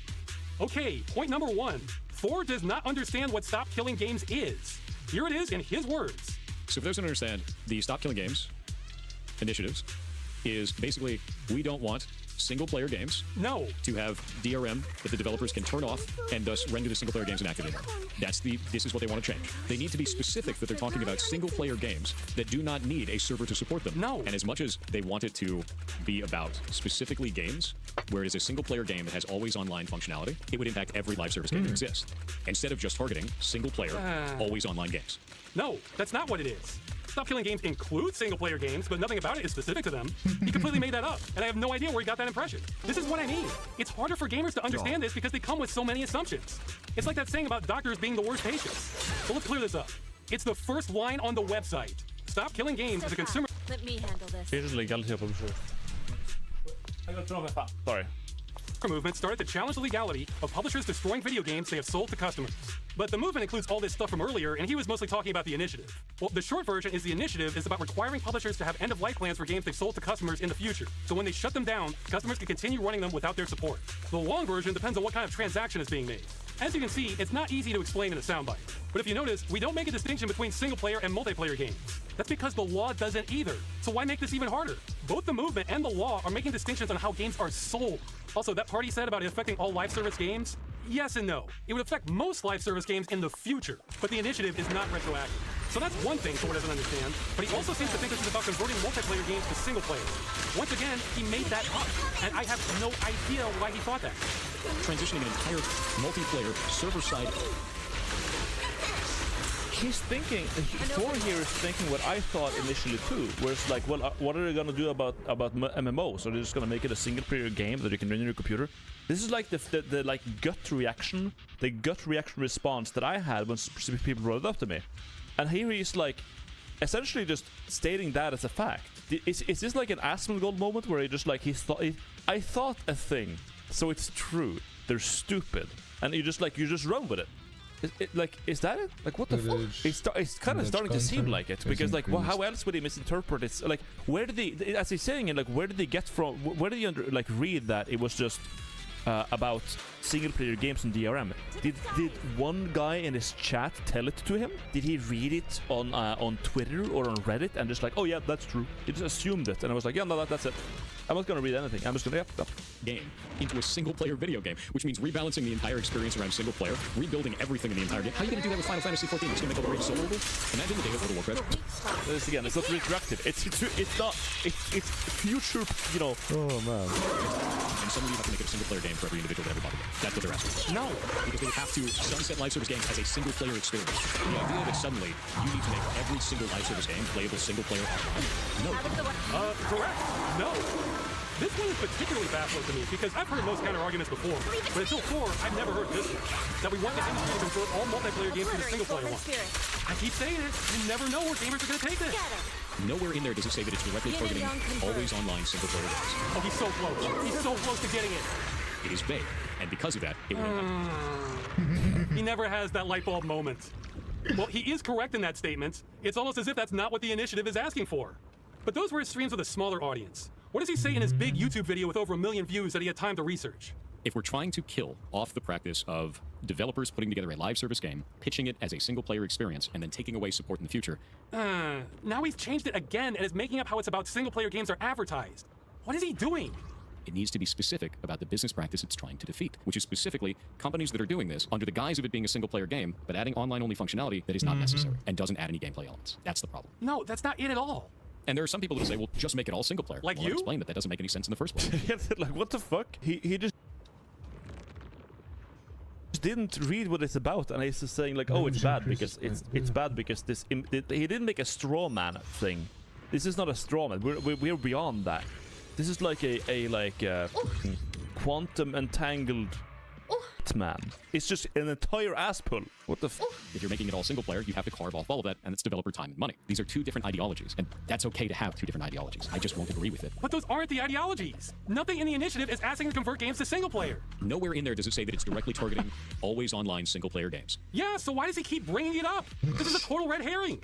If we don't like the idea of live service games as a whole, forget it. Don't play live service games then. Don't agree to those terms. No, he's getting a new thing wrong now. We're not against them existing. We're against them being destroyed with no recourse for the customer. Just use logic. If we didn't like them in the first place, why would we care if they're being destroyed? He says he gets it, but he doesn't. Let's talk about the actual bad business practices. In the case that a studio is making a live service game and they sell it to you as a product, they say that you are purchasing the game or you are buying the game, when in reality you're actually purchasing or buying a license to that game. I think that we should be fighting about that. The initiative is not trying to call that out specifically. It's trying to say that all games need to stay in a functional, playable state. Yes! Which is not calling out the language that is being used to manipulate the player. Call that out specifically. Okay, I don't know if he's doing this intentionally. I'll be charitable and assume he's not. But this is some serious obfuscation. He's complaining that the initiative isn't focused on another topic he made up. I mean, what is that logic? Hey, the initiative doesn't address how Capcom changed the look of Dante in the Devil May Cry reboot either. That may as well be what he's saying there. I am not aware of a game on the planet with a license agreement that says you are not buying a license. Our problem is not with licenses failing to inform people. Blizzard says they can take away your purchase for no reason. That sounds pretty clear. Yeah, there we go. There you go. I agree. Albino Vivo. I agree. Signed. To me, our problem is those terms are so hostile to consumers and the medium that they should be taken off the table entirely. This needs regulation. Forget video games. If you look at basic commerce for hundreds of years. That's fair. Yeah. See, I was talking about it earlier. How like when you sign an EULA to a game, you don't read it, but in the fine print, if you like are an insane person and actually read all of it, there's a lot of stuff there which like says that, you know, we can just take the game away from you. We can delete the game from your computer. If you hacking our game, we have the legal right to wife. Like, to what end, dude? Like, how many of these are we gonna have to agree with to play the game? You're asking the EU, which is a bunch of boomers, to do that. The EU is giga-based, by the way. I know... Listen, chat. I have a USB-C plug-in on my iPhone. Okay, that's thanks to the EU. This is like the Lightning port is like a insanely predatory business practice from Apple. The EU said no. If you want to sell it to our continent, it has to be not retarded. Apple was like, okay, fine. And then they had to do it. You know, and that's basically what we're asking for here. You want to sell games to our European customers? Okay, don't f them in the ass. If you cannot f in the ass, you can sell the game. Those are that's what they want. When you paid money, you either got to keep what you paid for, or if it was a service, you were told when your access ends. The vast majority of online-only games do neither of those. The games industry is trying to upend basic commerce. I think you have to go back to feudalism before neither of those things are true. Why even have consumer laws if you have no rights? If you try to tell me every studio needs to run their live service indefinitely and not one at all, then no one's going to run them. Oh no! You wheeled out that line about publishers having to support the game forever. He was literally watching the video earlier where it says it won't do that. It big... What the initiative would not do. Require publishers to give up intellectual property rights. Require publishers to give up the source code. Require endless support. Like, what the f is up with this guy? Dude, this guy gets off of like being this like intellectual about like, I'm a game developer. I develop games. I worked at Blizzard for 8 years, and I have very, very nuanced opinions about video games and development of them. I've seen that bit in like South Park about how Family Guys make jokes, where they're just like basically randomized by like manatees picking balls out of a slaughter. Family Guy is written by manatees? Of course. It all makes sense now. There goes Gretchen. She's coming up with an idea. Oh, she came up with Gary Coleman. The idea balls drop into the joke combine and form a part of the new script. No one's saying that. No one is saying that. Hello. It all makes sense now. There goes Gretchen. She's coming up with an idea. Oh, she came up with Gary Coleman. The idea balls drop into the joke combine and form a part of the new script. No one's saying that. No one is saying that. Hello. Big letters. That wasn't enough. It's literally like the yellow paint doesn't work on this guy, right? This is the red paint. This is the yellow paint of presentations. It would not do this. There's 3 key points here. You didn't get it. We just can't stop gamers from going there, even when we spell it out. I admit, guys, this part hurts. To see the biggest voice on this issue get it wrong again and again and again, then put that same wrong information on blast to a far bigger audience that we can reach. It hurts. He doesn't get it. He doesn't understand what we're asking for. Now, to be fair, it sounded like he was getting a little closer in this video. Oh. Yeah, despite being called 2, it's at least the 4th video he did on this. You want that to stay in a functional playable state. That means the devs have to release either server binaries or somehow carve off the game to be a single-player experience now. That's better, but he's still talking about converting the single player right to the end. He never completely got it. So Pirate Software did not understand the initiative. Maybe still doesn't. That means the majority of his critique is about things it would not do, like kill all MMOs. If that passes, enjoy never playing an MMO again for the rest of your life. And taking away from every other person that plays MMOs. It really wouldn't. And I've explained why in that video. But the short version is companies would have to stop liking money for that to happen. Lots of money. But his number one criticism is that he thinks the initiative is vague. Incredibly vague. Too vague. Very vague and vague. It's vague. It's vague. That is vague. Too vague. Vaguely worded. Incredibly vague. Vaguely worded. Vague. Vague. Vague. This is vague. This goes on. Well, from Thor's perspective, his logic is pretty sound for this part. But the thing about logic is it's only as good as your assumed truths. And he said multiple times now that he thinks the initiative is only about single-player games. So since he's expecting the thing he made up, but that's not what the initiative is asking for, he thinks it's vague. Because for him, it is. Nowhere in there does it say that it's directly targeting always online single-player games. It is vague. Yeah, in fact, if you look at that long definition again, let's add a subsection just for Thor. Single-player games with an online DRM check. Those would already fall under this broader category. So Thor is expecting this. Yeah, that's fine. Again, I don't know why, but instead he's seeing an initiative that covers all of this. That's why he calls it vague 50 times. The thought that we want what we're asking... Games sold as a one-time purchase with no stated expiration date that do not require a connection to the publisher or affiliated parties in order to function, them to shut down. No impact. Yeah, single-player games. No DRM, nothing. It's whatever. Games sold as a one-time purchase with no stated expiration date that require a connection to require a connection to publisher or affiliate parties to function. Publisher will be required to implement an end-of-life plan that their support would no longer be necessary to run the game once it's shut down. If I'm understanding this correctly, if this passes in the EU and a game company wants to launch an MMO in the future, then they would have to have like an end-of-life plan so that their support would no longer be necessary to run the game once it's shut down, which would either be an offline mode or something. Yeah, basically an offline mode. Yeah, offline mode or some sort of self-host. But for an MMO, that's a bit tricky, isn't it? Running an MMO server is pretty like that's technical as shit. If it's just like a game like Valheim, for example, that's like you just host a server, Terraria server. You can host it pretty simply. You can host an MMO server. Private servers exist, yeah, they do, man, they do for sure. But it takes a lot of like effort to run one though. I guess they could like release a server's build thingy, but. Yeah. There would have to be something in that case. For example, you know MapleStory? MapleStory has had like a bunch of private servers made. They get shut down. They get made. They get shut down.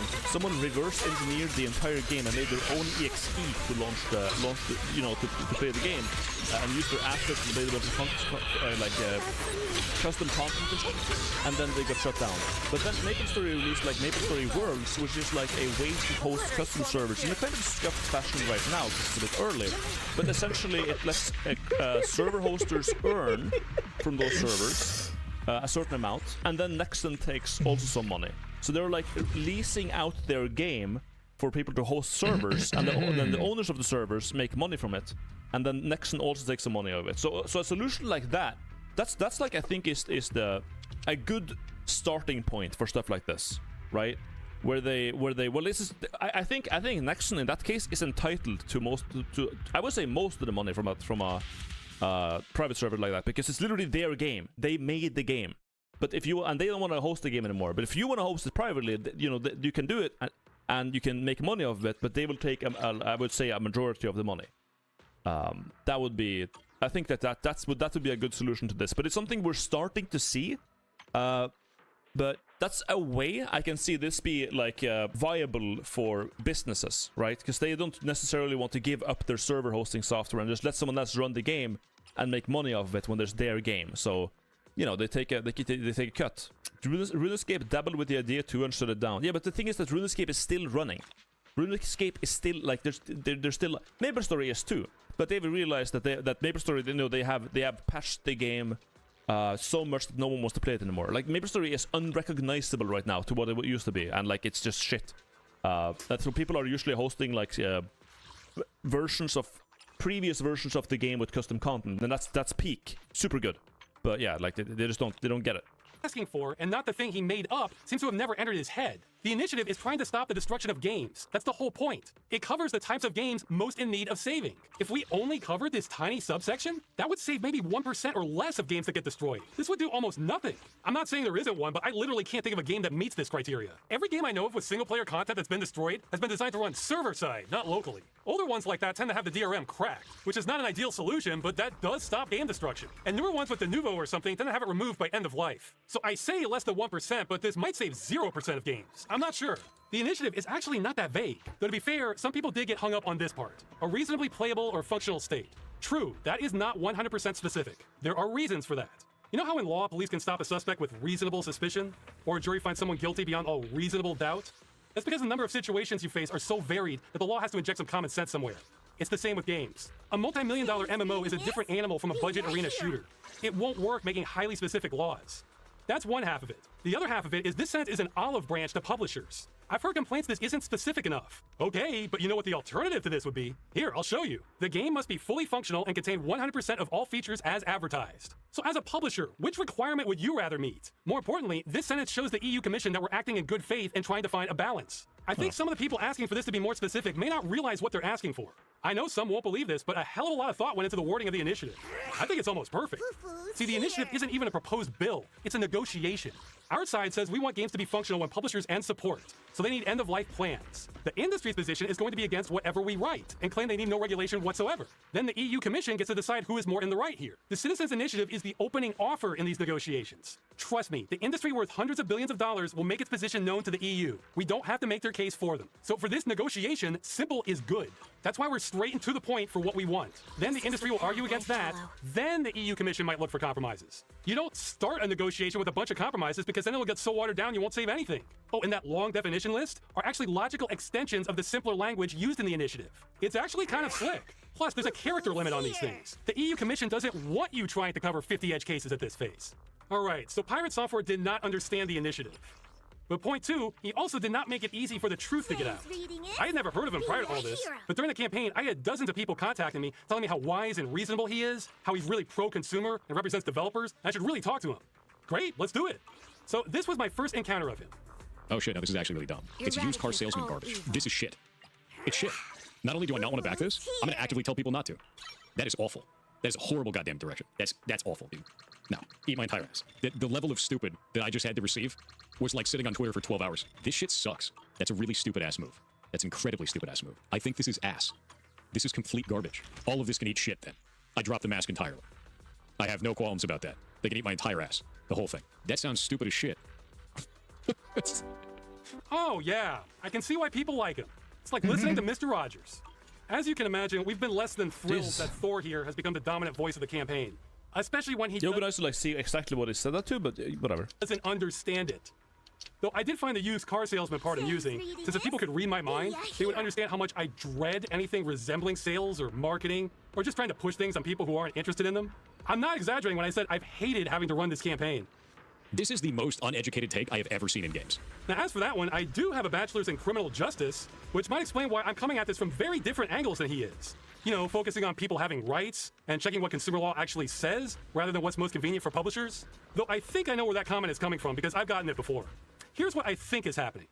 Online-only games have a client and a server, but a lot also have middleware that developers don't have permission to distribute to customers, or depend on microservices they have no control over, and the server software isn't even designed to run on a customer system. You can't just cut out the middleware and remove the microservices because they're integrated too deeply. That would still leave the game bricked and could take months to fix and be a lot of work. So I think some devs think we're saying all they need to do is just release the server binaries at end of life, and yay, everything is solved. And that's why they think we're ignorant. Well, for some games that could work, but not ones like these. Plus, that's not what we're saying. First off, we're not even mandating the methodology because, again, doing that could run afoul of copyright law.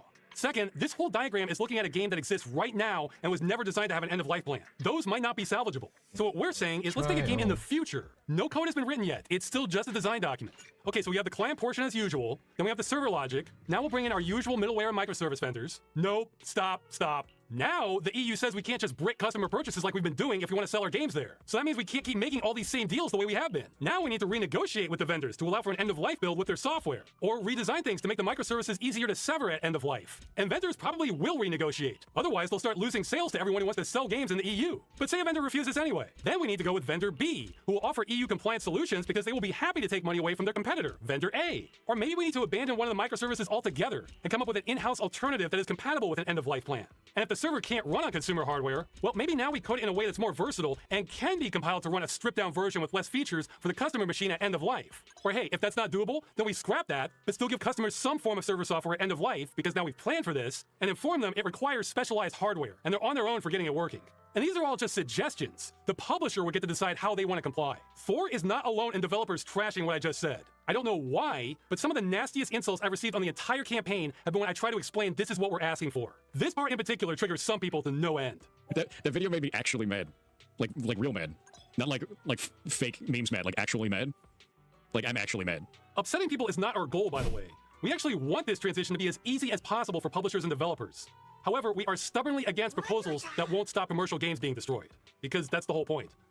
Anyway, you heard Thor's comments for me. In light of that, I think I've been pretty diplomatic.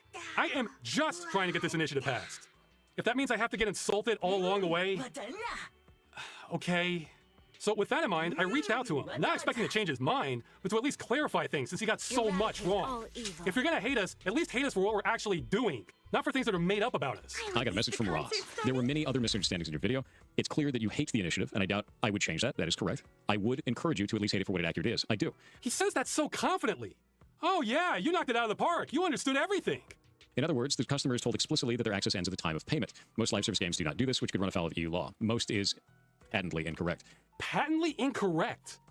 Okay, for those who don't know much about live service games, that's like saying the Earth isn't round. He says verifiably false things so confidently. If his viewers don't know any better, how can I blame anyone for believing what he says about the initiative when he talks like that? It's incredible. And he does not wish to discuss this with me, or anyone else in the initiative. Why not?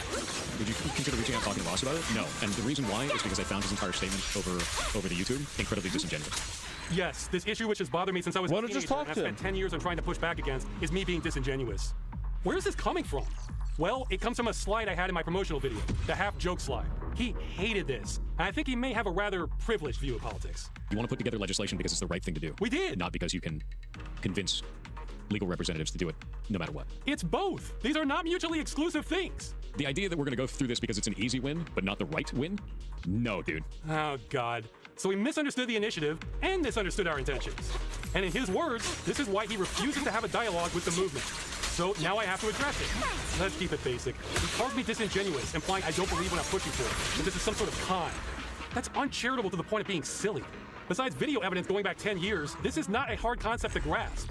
I hate seeing creative works needlessly destroyed when people are trying to save them, and video games are where I see that happen the most. Of course I believe in what I'm advocating for. Maybe start from there. I'm a little surprised that didn't sink in. The idea of getting it to pass with an easy win instead of pass because it's good is a problem for me. Absolute problem. Misunderstanding things for content. Are they actually doing that? Like Asmongold does it a lot. This guy does it a lot. What do they have in common? They're fucking huge and very influential. They do it a lot against normal, but yeah, but like as he's saying here, like in the message we just saw. Hi, this is Rush, the guy in the video responded to a 102400. Based on your response, I think there's a combination of values clash and there's a misunderstanding on much of what we're asking for. For example, World of Warcraft would likely be an exempt from this measure since it's been considered under the law as a true service. In other words, the customer is told explicitly when their access ends at the time of payment. Most live service games do not do this, which could run afoul in EU law. It's like, nope, that's not true. That's not true. That's not how politics works. Do you think things pass because they're good ideas? Tell that to people who still have lead in their water. A lot of gamers are jaded with good cause. The industry has been shaking them down every which way. The perception that it's hopeless to protect their rights against billion-dollar conglomerates is often correct. If I told people this would pass just because it's a good idea, I wouldn't believe me. This slide is a half joke, but it's also some totally cynical reasons that are often true to let people know we have a chance and this isn't utterly... Listen, most people don't care about video games. The law is already unclear of this practice. The initiative is in line with other consumer policies. There is a diversion from the more serious topics.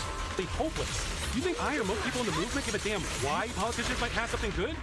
What we care about is that they pass something good. We don't need them to be true believers. We need them to pass good law. This is as soft as it possibly gets in politics. I think most politicians would find this slide funny. It sounds like he's offended I have a low opinion of the political process. Well, I'm the one in the trenches here. I'm not sure if he's upset at me or just upset at reality. Yeah, I am too. Anyway, he went on to delete my reply to him. Thankfully, someone backed it up, and I figured, okay, he hates this. It was thrust upon him by his viewers. I'll just leave him be. Well, that was a mistake on my part, because then he went on to make more videos about me in the movement, now reaching over 1 million views, still broadcasting the wrong information on us. I guess I'm being petty here, but this is alien vision to me. Why would you call someone out, then run away from a conversation with them when they say there's a misunderstanding, and then go on to make more videos calling them out? Sir, that is not gentlemanly behavior. All right, I know this is going on too long, so I'll get to the final point. Thor misunderstood the initiative, misunderstood our intentions, and misinformed a lot of people about Thor. But the irony is, I think he would have hated it even more if he did understand it. Because first, he doesn't see any of this as a problem. Gaming isn't in need of saving. No, it's not a form of planned obsolescence. It's called the game no longer being profitable and we turn it off. No games are being destroyed here. These are live service games. Yeah, you heard him. No games are being destroyed. Does he just say anything? Is that why he's popular?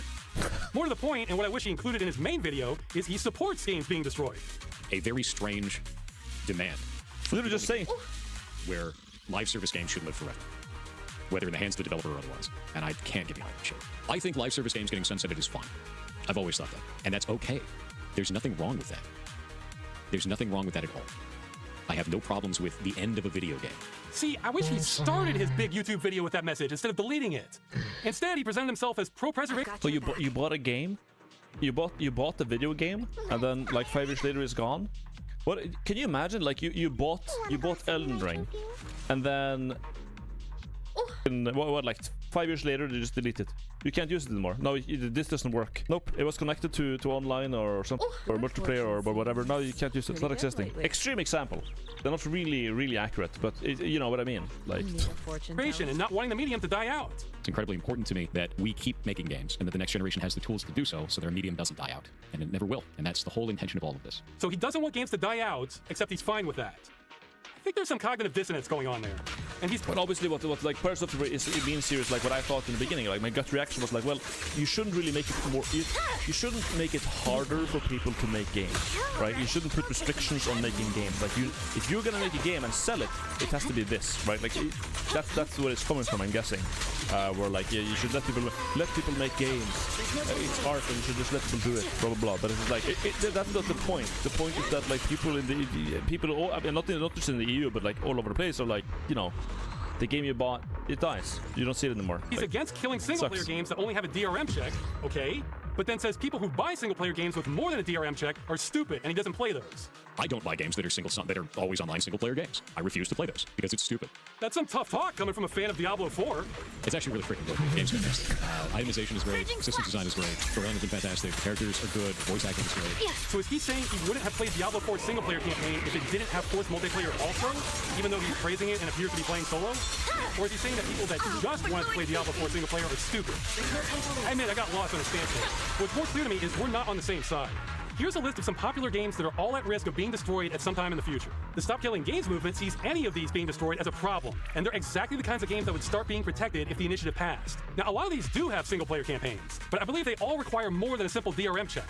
He says over and over that his problem with the initiative is the wording, and it's vague. But there is no wording he would like that also saves games like these, because he's on the opposite side of this. If he's totally fine with games like these being disabled forever, well, guess what?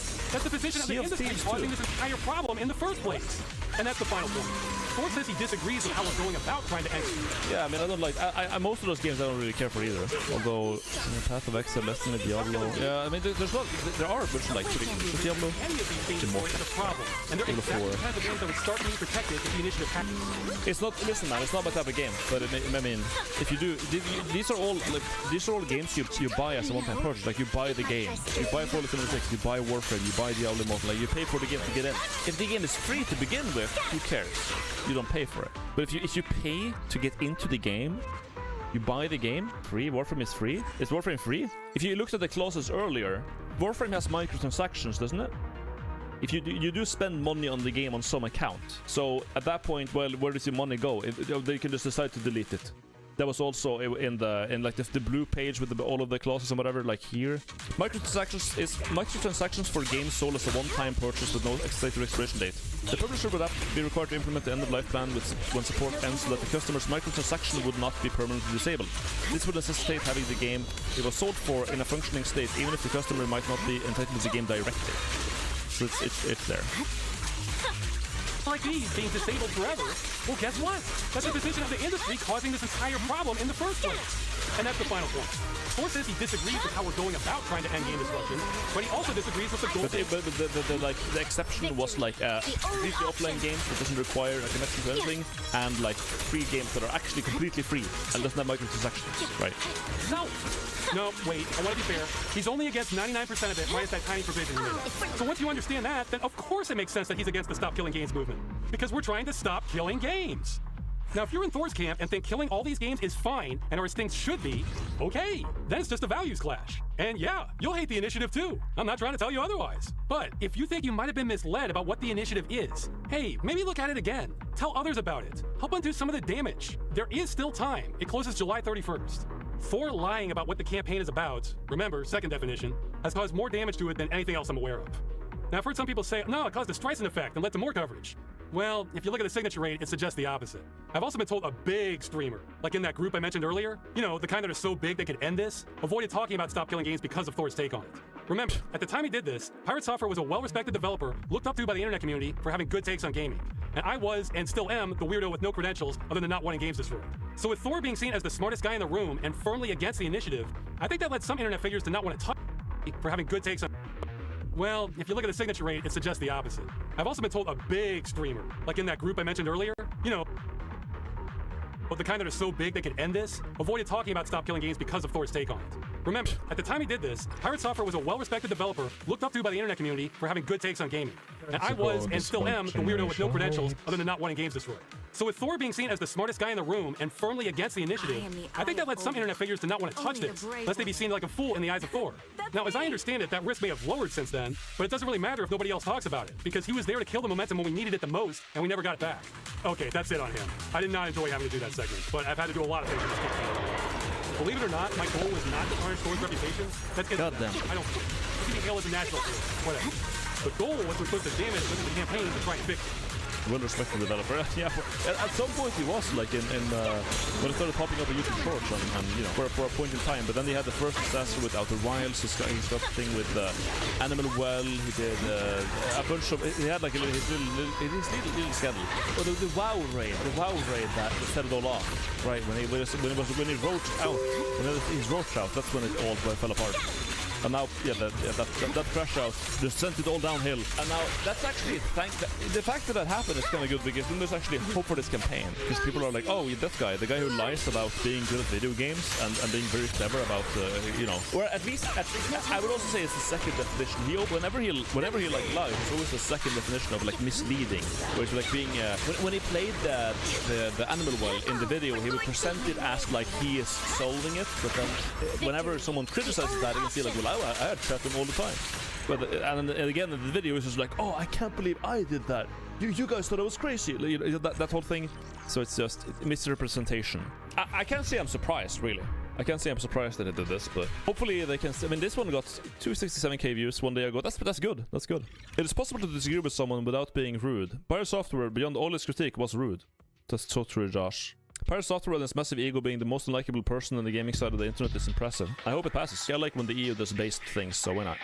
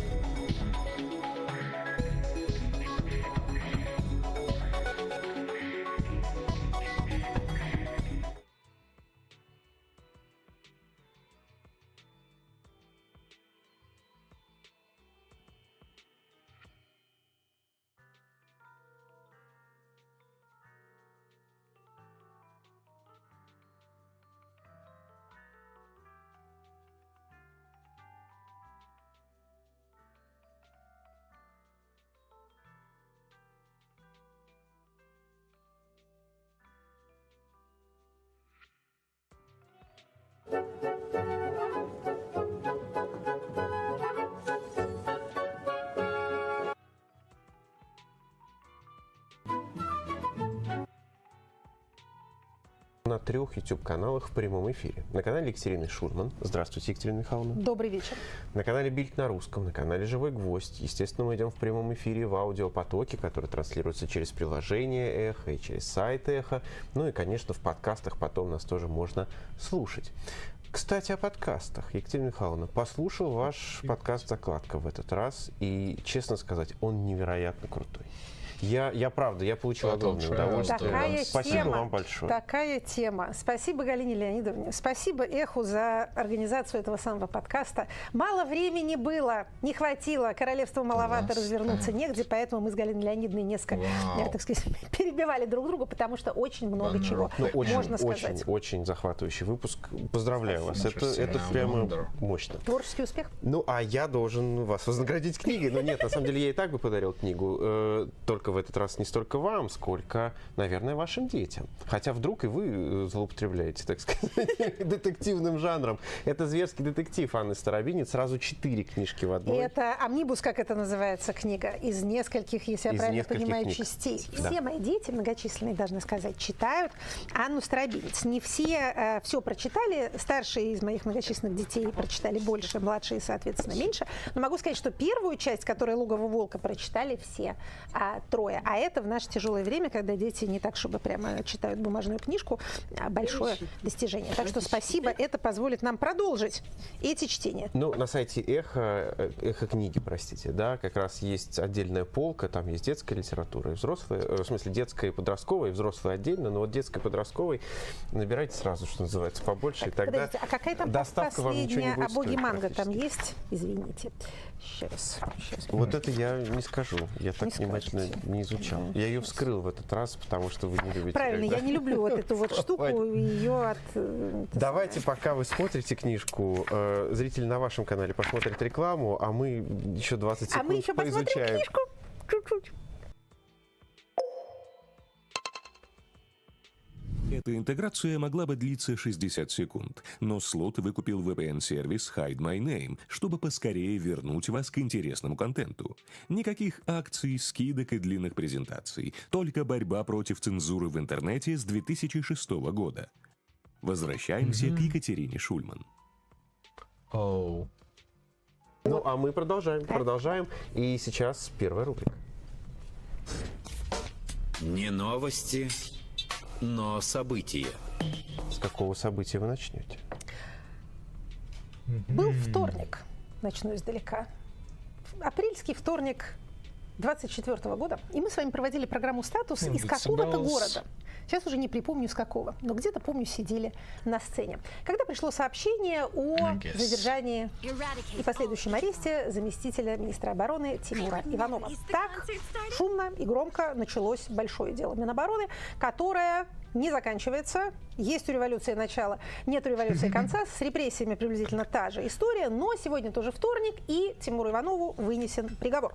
Сейчас посмотрим, сколько, посмотрим, какие сопутствующие обстоятельства этого приговора. И в честь этого замечательного события немножко обозреем, как у нас внутри элитные высокоранговые репрессии продвигаются. Спойлер, там много интересного. Итак, 13 лет общего режима за хищение и легализацию преступных доходов. Напомню, что началось все с подозрения в получении взятки. Правда, взятки, надо сказать, царской, на сумму в 1 185 000 000 рублей. Это вам не какие-то там жалкие миллионы или 10, которые иногда вменяют разным региональным чиновникам. Это, как это называется по-английски, есть такое выражение a king's ransom, когда нужно обозначить какую-то очень большую сумму, королевский выкуп. Царь-взятка. Царь-взятка, да, совершенно верно. Ну и, надо сказать, царь-срок, потому что 13 лет – это пока, пожалуй, рекорд среди приговоров чиновникам. Для своих. Для своих, совершенно верно. Ну, с чем сравнить? Давайте сравним. С чем хотите, с кем хотите сравнить? Гейзер? Гейзер.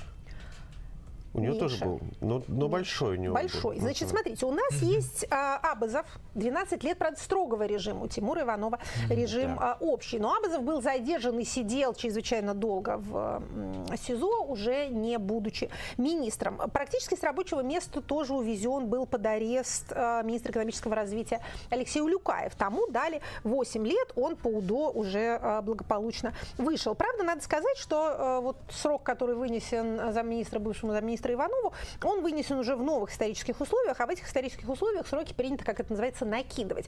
То есть люди, которые сидят в тюрьме, они, или которые там отправляются в колонию, они подвергаются следующим уголовным расследованиям, и вот уже в ходе этой самой предварительной отсидки в СИЗО против Тимура Иванова было возбуждено еще одно уголовное дело. Он гейзер.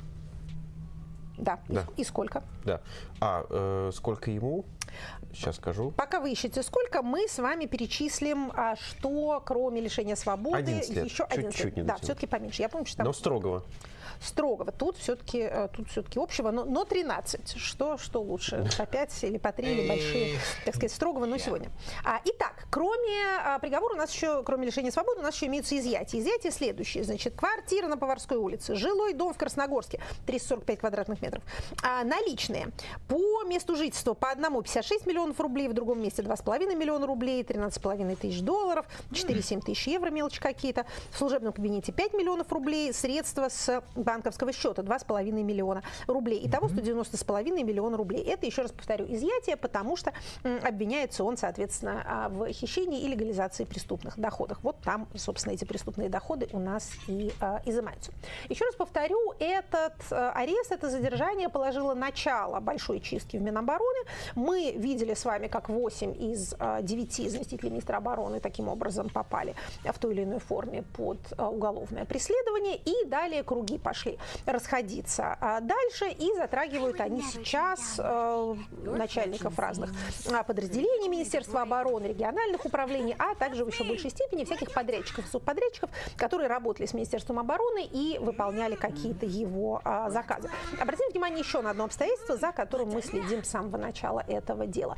По-прежнему ни в, скажем так, официальном обвинении, ни в каком-то официальном дискурсе не появилось политических мотивов или политических обвинений. Помните? Хотя утечки были в самом начале утечки были.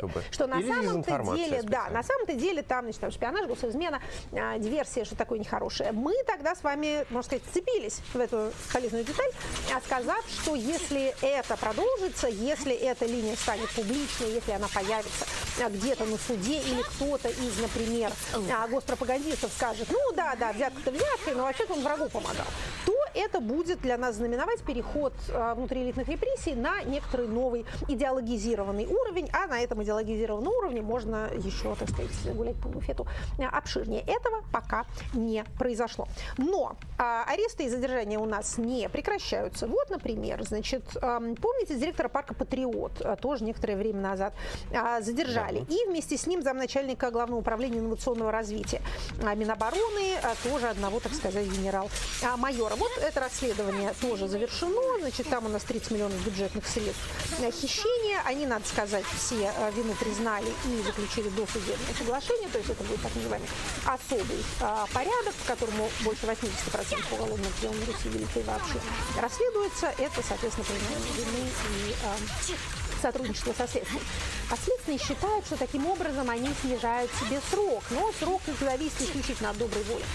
Следствие нельзя заключить никакую сделку, которая следствие к чему-то обязывает.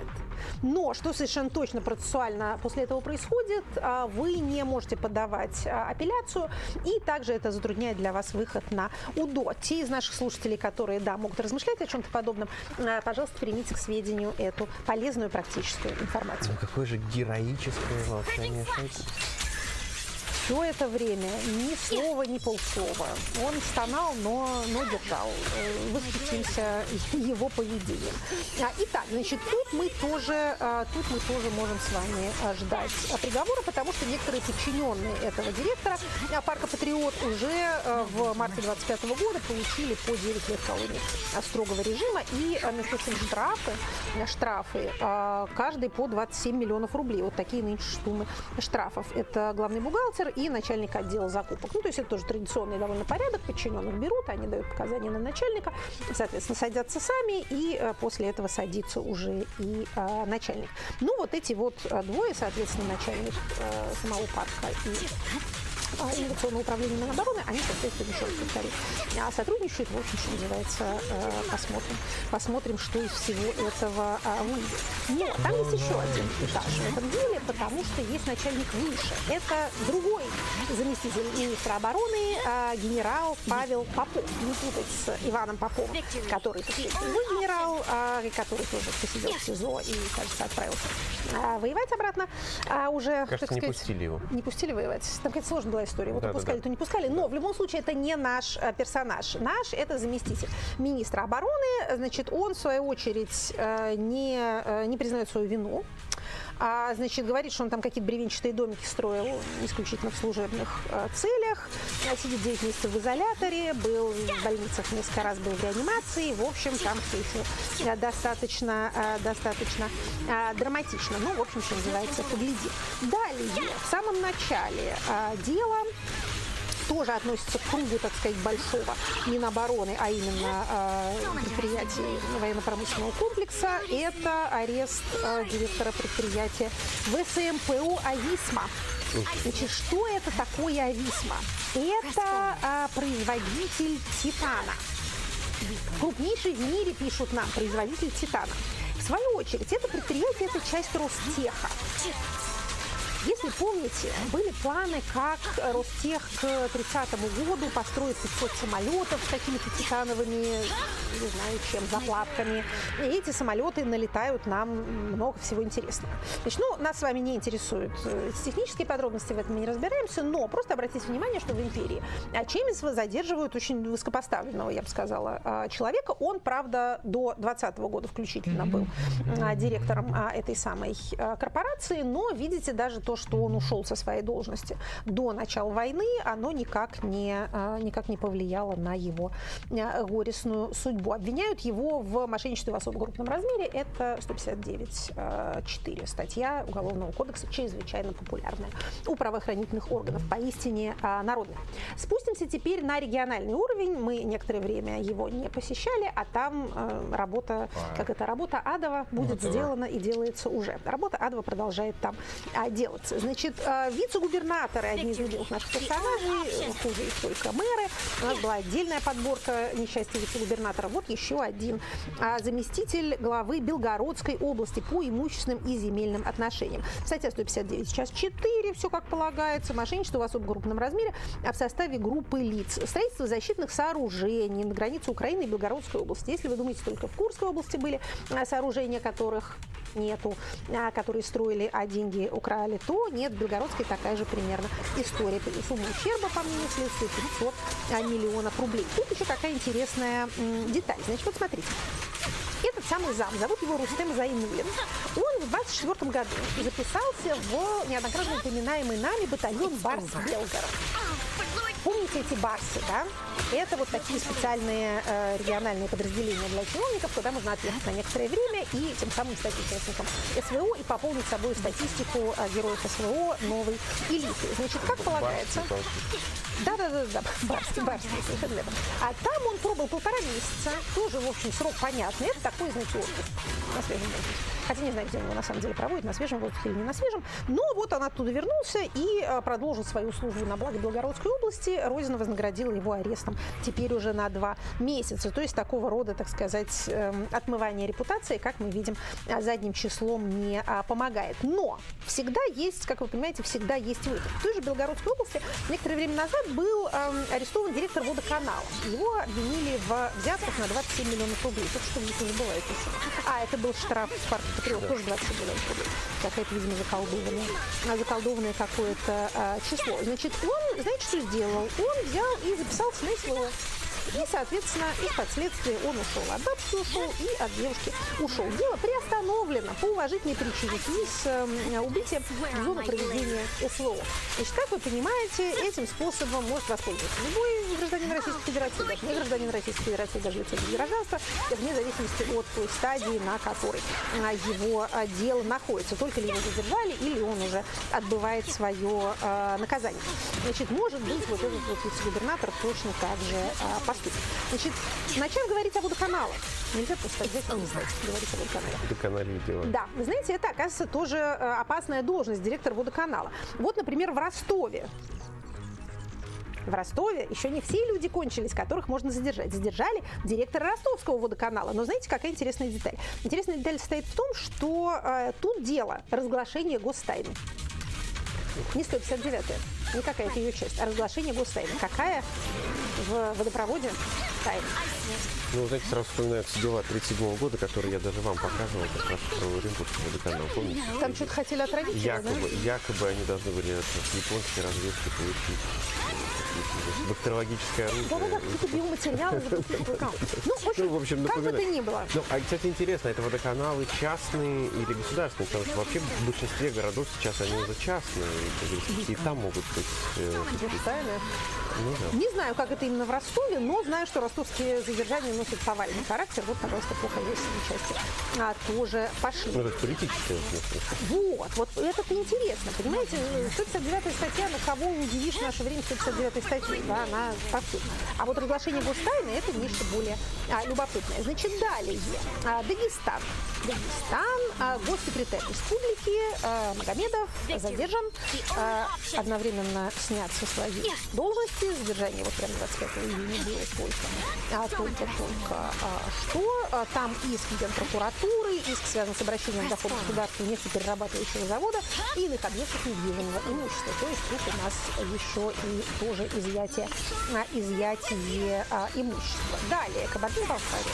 Бывший заместитель председателя Верховного суда Кабардино-Балкарии по иску Следственного комитета в Верховный суд арестован, но заочно. Он, видите, как-то успел следствие скрыться. Там тоже, между прочим, дело имущественное. Мошенничество в особо крупном размере, отмывание денег организованной группы в особо крупном размере. Мошенничество с землями национального парка. Вот ведь как. Значит, там, соответственно, зампредседателя Верховного суда и зампрокурора республики, тоже теперь уже бывший. Вот, значит, дело с ноября 2024 года возбуждено, а теперь у нас заочный арест. Далее. Мэрия Сургута. Ханты-Мансийский автономный округ. Один из богатейших субъектов Российской Федерации. Обыски в мэрии. Значит, что там дальше будет, посмотрим. Но пока задержан глава департамента имущества и бывший замглавы города. Значит, там имеется еще бывший мэр, который уже с ноября 2024 года задержан. То есть это немножко не от низших к высшим, а наоборот, обратный порядок. Сначала хватает мэра, он, видимо, что-то рассказывает про своих замечательных подчиненных, а потом приходит и к ним. Что заставляет этих людей продолжать с ноября 2024 года ходить на работу в мэрию Сургута, опять же, совершенно за пределами нашего понимания. Патриотизм.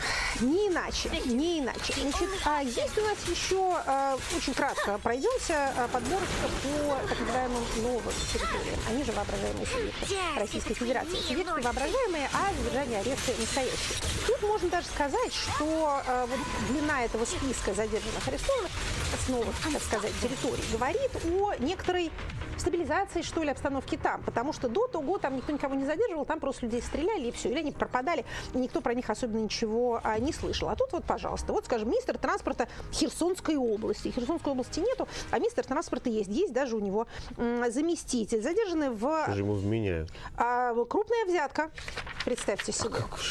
Не знаю. Кстати, интересная деталь. Сообщает Следственный комитет, который ведет это дело, что их отправят в Москву.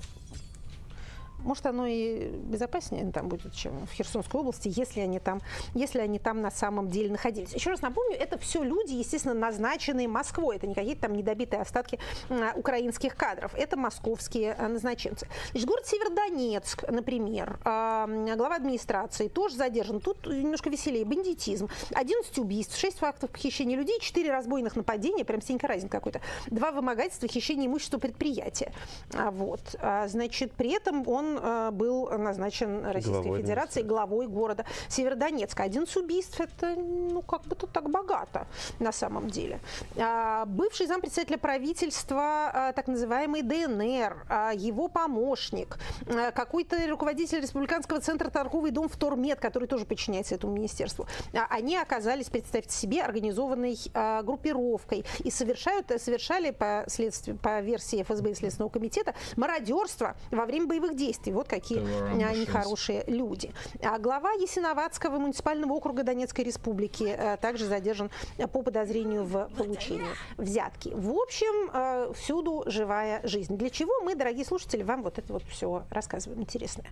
Значит, во-первых, понятно, что принято обращать внимание на те репрессии, которые касаются гражданского общества и которые носят ярко выраженный политический характер. Правильно, про это надо рассказывать, и наши коллеги про это рассказывают, мы тоже стараемся. Но поскольку госслужащих никому не жалко, то про них и говорят меньше. Тут как бы нет этого благородного гражданственного мотива. Давайте расскажем о происходящем безобразии, может быть, мы сможем повлиять на судьбу этих людей. Не хочется никак влиять на судьбу этих людей, они сами выбрали свою судьбу, они, так сказать, следовали за своей звездой кочевой. Вот она их привела туда, куда им полагается приходить. Но нам с вами важно видеть и понимать, как работает система, как она поступает со своими, какова здесь динамика. Мы с вами, как говорили, что сразу после электорального мероприятия 2024 года у нас пошла активизация внутриэлитных репрессий. Продолжаем каждую неделю подтверждать этот тезис. Ну и кроме того, если все-таки нас слушают какие-то госслужащие, которые, может быть, по старой памяти мы продолжаем испытывать чувство некоторой классовой солидарности, вы-то нет, небось, а я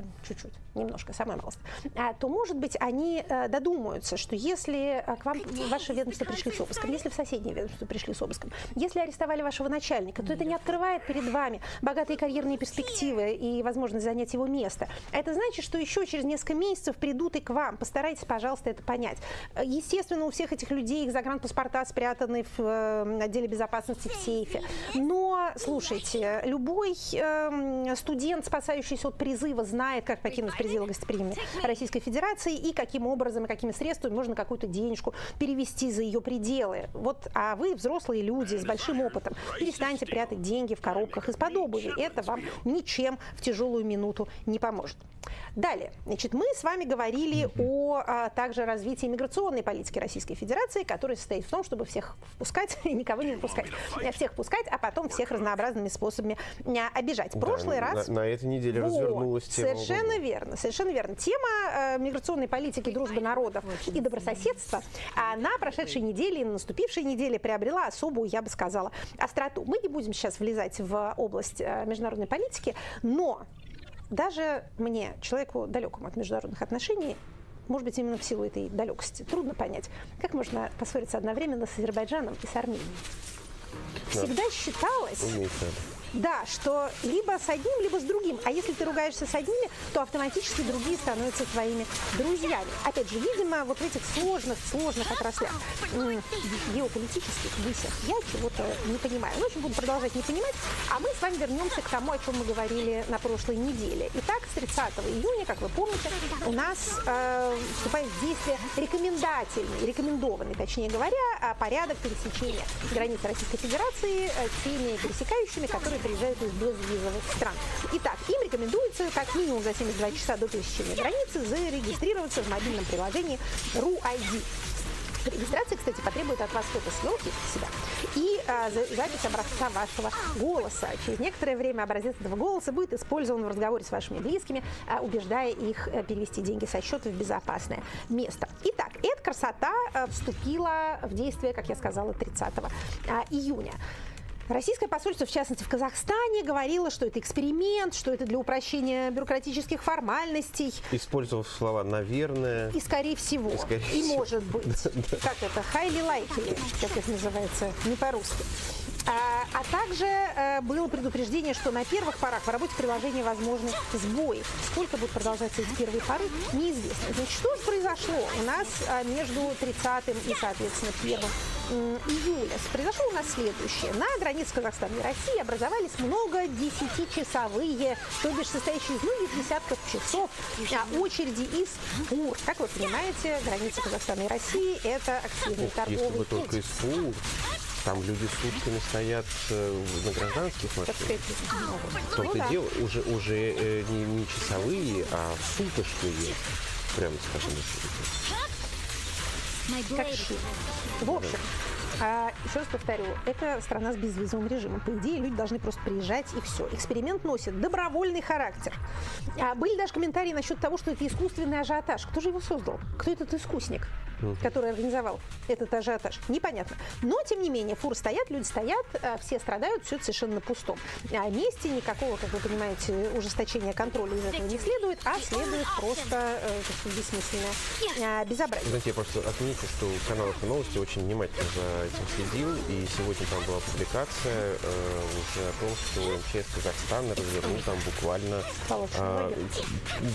пункты питания и воды, потому что там люди с детьми стоят сутками, это действительно уже имеет такой характер гуманитарной катастрофы.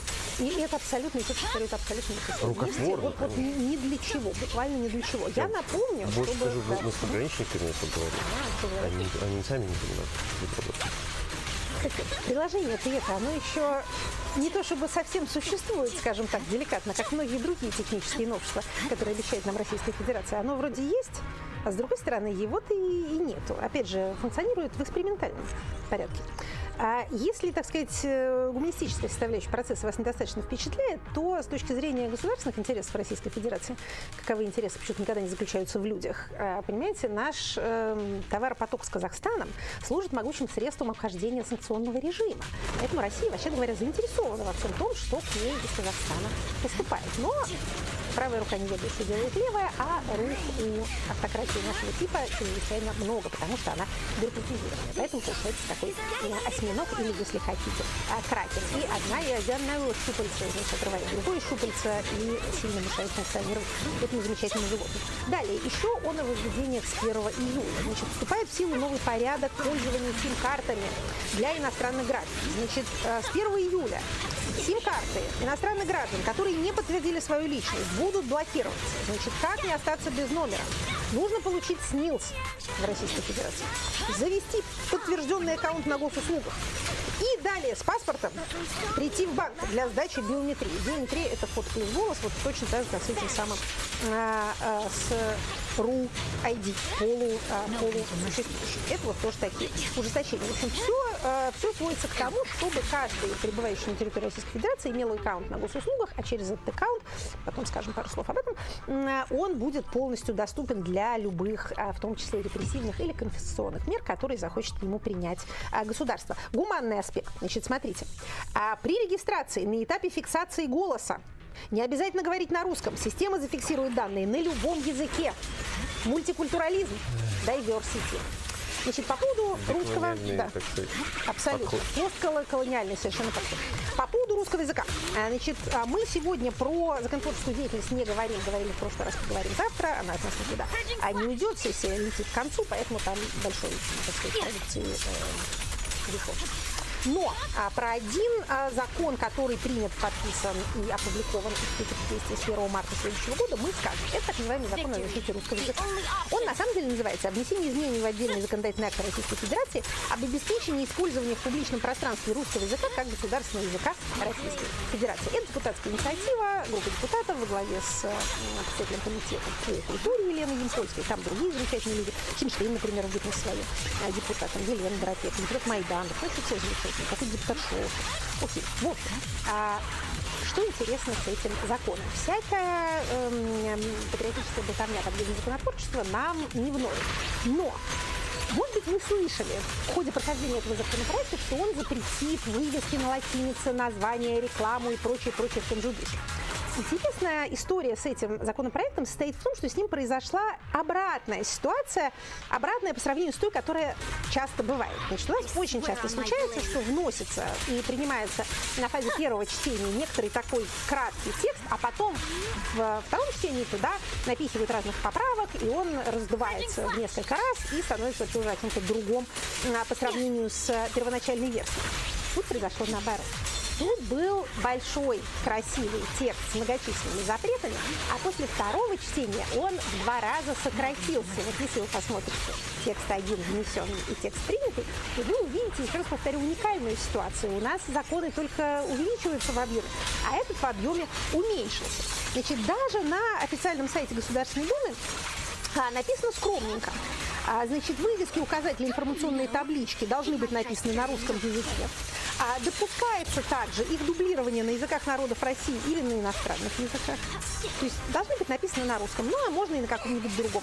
И еще одно изменение. Название жилых комплексов и объектов строительства, тех, которые начнут строиться и рекламироваться, соответственно, после вступления закона в силу, должны быть на русском языке. Там первоначально было все гораздо шире. Там действительно предполагался запрет на надписи типа кофе, там, shop, open, discount и прочее, прочее. Но, вы знаете, удивительным образом с 23 года обсуждается и принимается эта самая инициатива. Так вот, опять же, депутат Хинштейн был тогда еще депутатом Хинштейном, а не многострадальным губернатором многострадальной Тульской области. Тульской, простите, да, Тульская область достаточно многострадальная, но таких губернаторов у нас все-таки еще не было. И не надо нам, пожалуйста, ничего подобного. У нас и так там дрон летает каждый. Да, еще вот этого нам не хватало сокровища. В общем, предполагалось, что все коммерческие наименования на вывесках должны быть только исключительно на русском языке. И информация об акциях и скидках, о времени работы магазина, кафе, описание товаров и услуг, только все на русском языке. Значит, из этого ничего особенного не вышло. Значит, осталось, исчезли требования к коммерческим наименованиям писаться только на русском языке. Насчет того, что вся реклама должна дублироваться на русском, этого тоже теперь нету.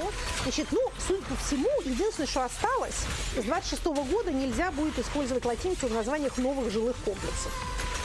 Значит, вот то, что сейчас существует, да, действующие ЖК или те, которые сейчас строятся, они могут называться буквально как угодно. Соответственно, вывески, реклама на английском языке, на латинице, с названиями брендов, с названиями техники никуда с улиц и витрин российских городов не деваются. Это пример, я бы сказала, здорового лоббизма, потому что запрет действительно идиотический, это коммерческая сфера, люди что хотят, то и пишут. Если потребителю не нравится отсутствие русского языка или его раздражает латиница, он не пойдет в этот магазин, а пойдет в соседний, в котором славянской язью написано «лапоть» и «косоворотка». Вот он пойдет и туда понесет свой трудовой рубль. Нет никакой необходимости каким-то образом это регулировать специально и запрещать слово «шоп» или какое-нибудь там еще другое слово. Все это какая-то глупость. А рост тарифов — это какой лоббизм?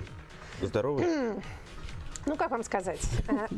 Тут даже никто особенно не сопротивляется. Нет никого, кто лоббировал бы не повышение тарифов в интересах граждан. Единственный, кто может быть в этом заинтересован, это несчастный Центробанк, который пытается как-то обуздать инфляцию, которому ставится в вину неумение это самое обуздывать. Ну, во-первых, потребители все-таки услуг, наверное. Они... Итак, наступило 1 июля. Еще из интересных подарков, которые нам делает российское государство. С 1 июля 2025 года тарифы на услуги жилищно-коммунального хозяйства проиндексируются в среднем на 11,9%, то бишь на 12%. То есть нежное слово «проиндексируется» означает «повысятся». На 10% выдорожает холодная вода, горячая на почти на 15%, на 12 с лишним процентов водоотведение. Это значит, что вода на вас налилась, она должна же еще куда-то слиться. Вот это тоже будет вам стоить 51 с лишним рубля за кубометр воды. Центральное отопление на 16% дорожает. Электроэнергия на 12,6% до 22,8% в зависимости от того, какой у вас тариф, если у вас электроплита, и в зависимости от того времени, когда вы пользуетесь электричеством. Газ дорожает на 7,9%. А вроде мировая цена на природный газ... С другой стороны, да. Вот. Вывоз мусора на 15% почти дорожает. Вот я посмотрела, как в родной Туле. В родной Туле, ну, что я вам скажу, ну, 7,5. Повышение на 7,5, мы еще поприличнее. Тут вариативность региональная действительно довольно велика, в зависимости от того, насколько региональное правительство, региональный бюджет способен датировать вот разницу между нынешним и возросшим, или тем, который, насколько могла бы возрасти эта самая цена. И, чтобы вам было веселее, с того же 1 июля стартует так называемый эксперимент. По упрощенному взысканию долгов за услуги жилищно-коммунального хозяйства можно будет в пилотном режиме упрощенно взыскать долг по оплате помещения, по оплате машины места и по оплате коммунальных услуг. Значит, таким образом, через ваш канал, через ваш аккаунт на госуслугах с вас смогут списывать эту самую плату, отправив вам предварительно судебный приказ или какие-то другие необходимые документы, вы сможете у себя в своем аккаунте на госуслугах на все это полюбоваться. Также вы сможете полюбоваться на то, как списываются деньги с вашего банковского счета. Дорогие граждане, это вот называется комфортная среда. Все для удобства потребителя. Вам вообще ничего не придется делать. Вообще вставать с дивана, никаких усилий прилагать не нужно. С вас деньги возьмут и без того. Я напомню, что Федеральная налоговая служба гордится и отчитывается результатами как за прошедший 24 год, так и за первый квартал 2025 года, гордится своими рекордными показателями взысканных долгов и штрафов. На самом деле есть представление о том, что эти списывания происходят в значительной степени в произвольном порядке. Потому что если человек начинает ходить и оспаривать, и говорить, что там налог списали, которого не было, или штраф, которого не было, то в целом ряде случаев ему это возвращают. Расчет довольно понятный. Из 10 оштрафованных, дай бог, 2 пойдут что-то делать. Остальные люди либо не знают, как это, либо боятся, думают, сейчас я пойду, а там меня еще арестуют.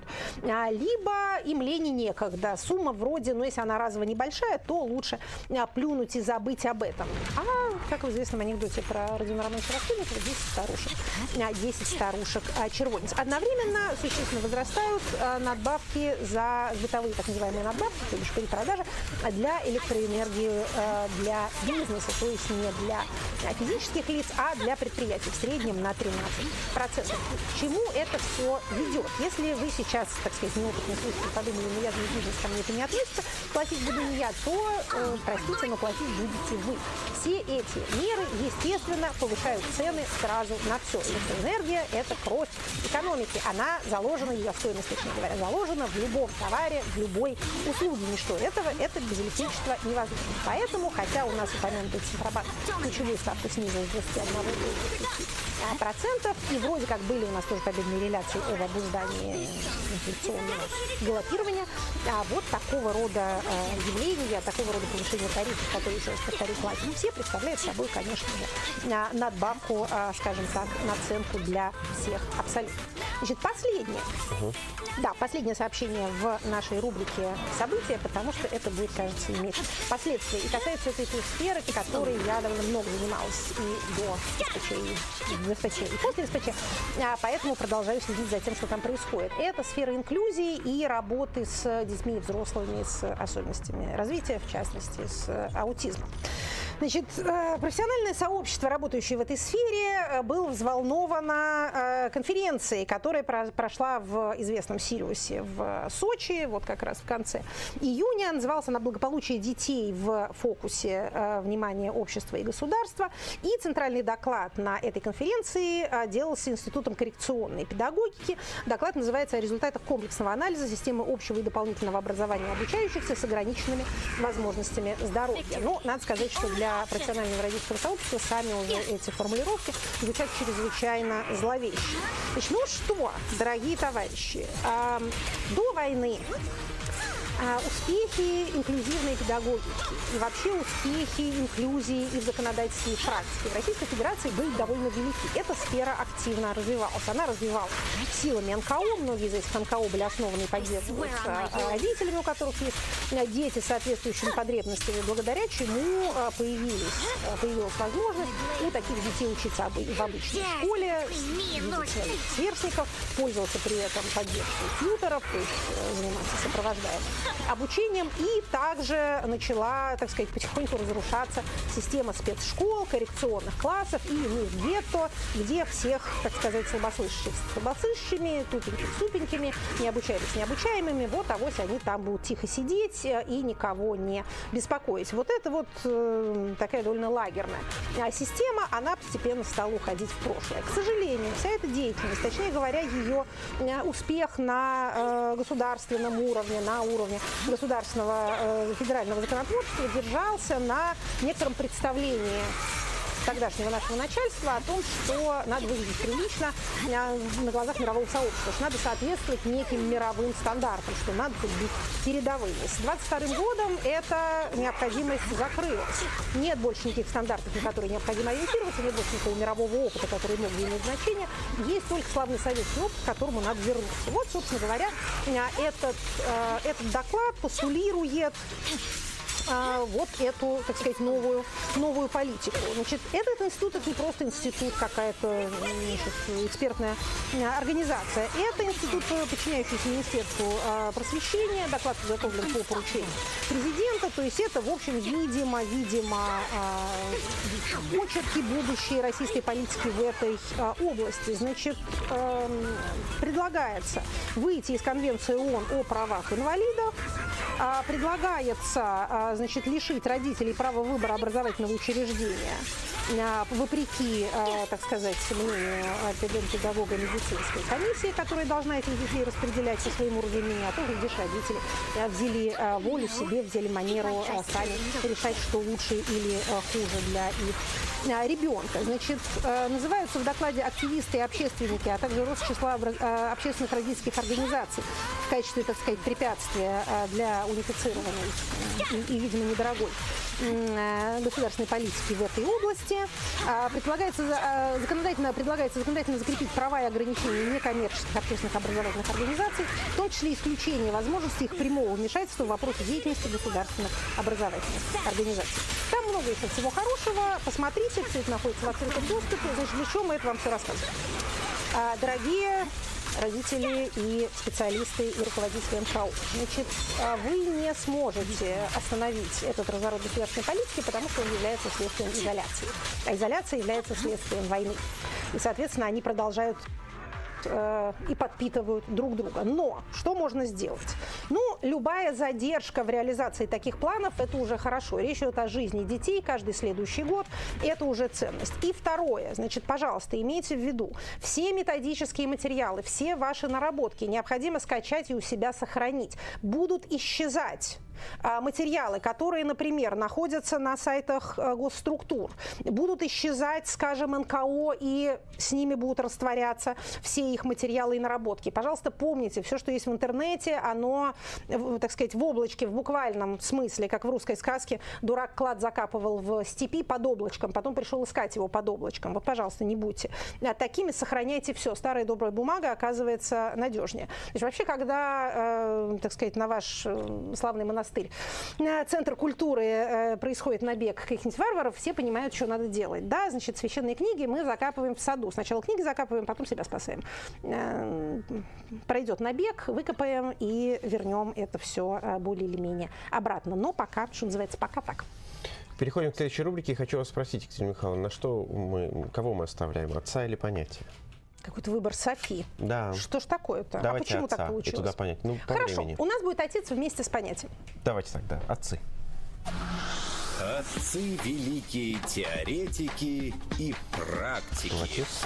Знаете, мы в прошлых выпусках так много говорили об Иране, да и вообще, так сказать, постколониализм не чужд и нашему мышлению, что мы решили отойти от европоцентризма, который был свойственен всегда нашей рубрике. И некоторые, так сказать, фалоцентризм был ей тоже свойственен, но и действительно белые люди, мужчины и женщины, там преобладали. Сегодня у нас первый исламский отец. У нас сегодня мусульманский мыслитель. Человек, родившийся в нынешнем Тунисе, чья активная жизнь прошла частично в Северной Африке, частично на Пиренейском полуострове. Жил и работал он между 1332 и 1406 годом, то есть это было уже достаточно, я бы сказала.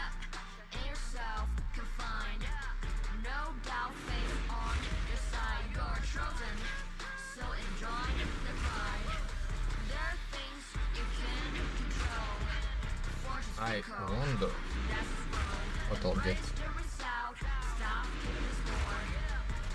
I just wonder. I'm not sure what I want. I mean, Kaleda or actually probably Kaleda's Vengeance.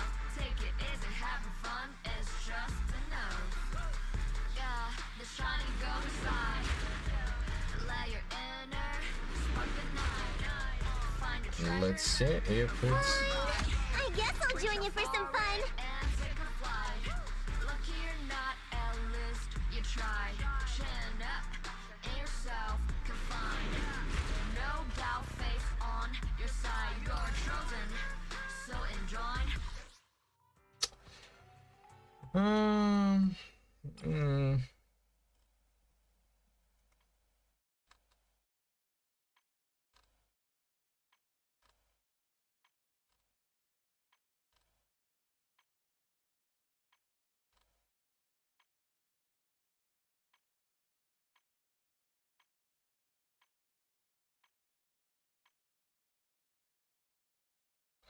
And the previous one was Brimstone. So... yeah, that wasn't early. That was just in time. Давно. Если верить источникам, прожил 74 года, что для той эпохи тоже неплохо, так что-то нам вписывается. Это очень много. Вот. И, соответственно, написал труды, которых мы укажем, и ввел понятие, о котором мы тоже расскажем. Зовут нашего сегодняшнего героя Ибн Хальдун. Полное его имя Вали-ад-Дин Абд ар-Рахман Ибн Мухаммад Ибн Хальдун. В общем, ничего особенного. Можно, я имею в виду, можно как-то произнести. Итак, значит, это... один из таких, я бы сказала, авторитетных первых, наверное, социологов и политических философов в исламском мире. Труды его изучаются и до сих пор. В исламском мире они изучались, в общем, с того момента, как они были написаны, а в европейский культурный оборот попали, ну, надо сказать, по историческим меркам не так давно. Он интересен своим специфическим взглядом на смену исторических формаций. Он такой ранний, я бы сказала, элитолог. Вот это самое понятие, о котором мы поговорим, это как раз попытка описать, как власть создается, как царства расцветают и как они гибнут, и вывести некоторую цикличность этого процесса. Значит, это, еще раз повторю, что это за время? Это время, в которое исламские страны, в частности, исламские государства будущие, Испании и Португалии, то есть Пиренейского полуострова, и Северной Африки, Сирии, Туниса, Египта, Алжира, это культурные и чрезвычайно грамотные места, где процветает письменность, науки, не только науки исламские, но и, скажем так, светские. Именно через эти каналы в Европу вернутся труды многих античных философов, мыслителей, медиков, таких людей, как Аристотель, Архимед и Авиценна. Это все мы получим от арабов наряду с компасом, арабскими цифрами, цифрой 0, начатками алгебры и иными полезными науками. Значит, на Пиренейском полуострове тогда наиболее культурные государства — это тоже исламские, он с ними, кстати, имел дело. Это Гранадский халифат, это Кордовский эмират и Кордовский халифат. До реконкисты, точнее, до завершения успехов реконкисты еще довольно далеко, поэтому в этих местах христиане и мусульмане, в общем, сожительствуют друг с другом. Наш с вами герой родился в Тунисе, получил там религиозное образование, изучал Коран, хадисы, но изучал также и право, и грамматику. И далее его дальнейшая жизнь связана во многом с различными его попытками закрепиться на государственной службе. Это период очень пестрый. Там много, еще раз повторю, много всяких разных государей. Они воюют друг с другом, женятся друг на друге, все это часто без перерыва, и он на них по-разному работает. Если смотреть на его, что называется, линию судьбы, знаете, на кого он очень сильно похож? Он очень похож на Никколо Макиавелли. Вот, то есть похожее время, да, у того была, соответственно, Европа, лоскутное одеяло, да, и вот он перебегал от одного к другому, всем хотел как-то, так сказать, что-нибудь посоветовать, на дыбу попал разок, а потом, отойдя от активной государственной дипломатической деятельности, написал вот эти вот свои замечательные труды, рассуждения о Тите Ливии и бессмертную книгу свою «Государь». Вот точно так же и наш Ибн Хальдун. Например, значит, по поручению Гранадского эмира ведет переговоры с Кастильским королем Педро Кастильским первым. Интересный персонаж.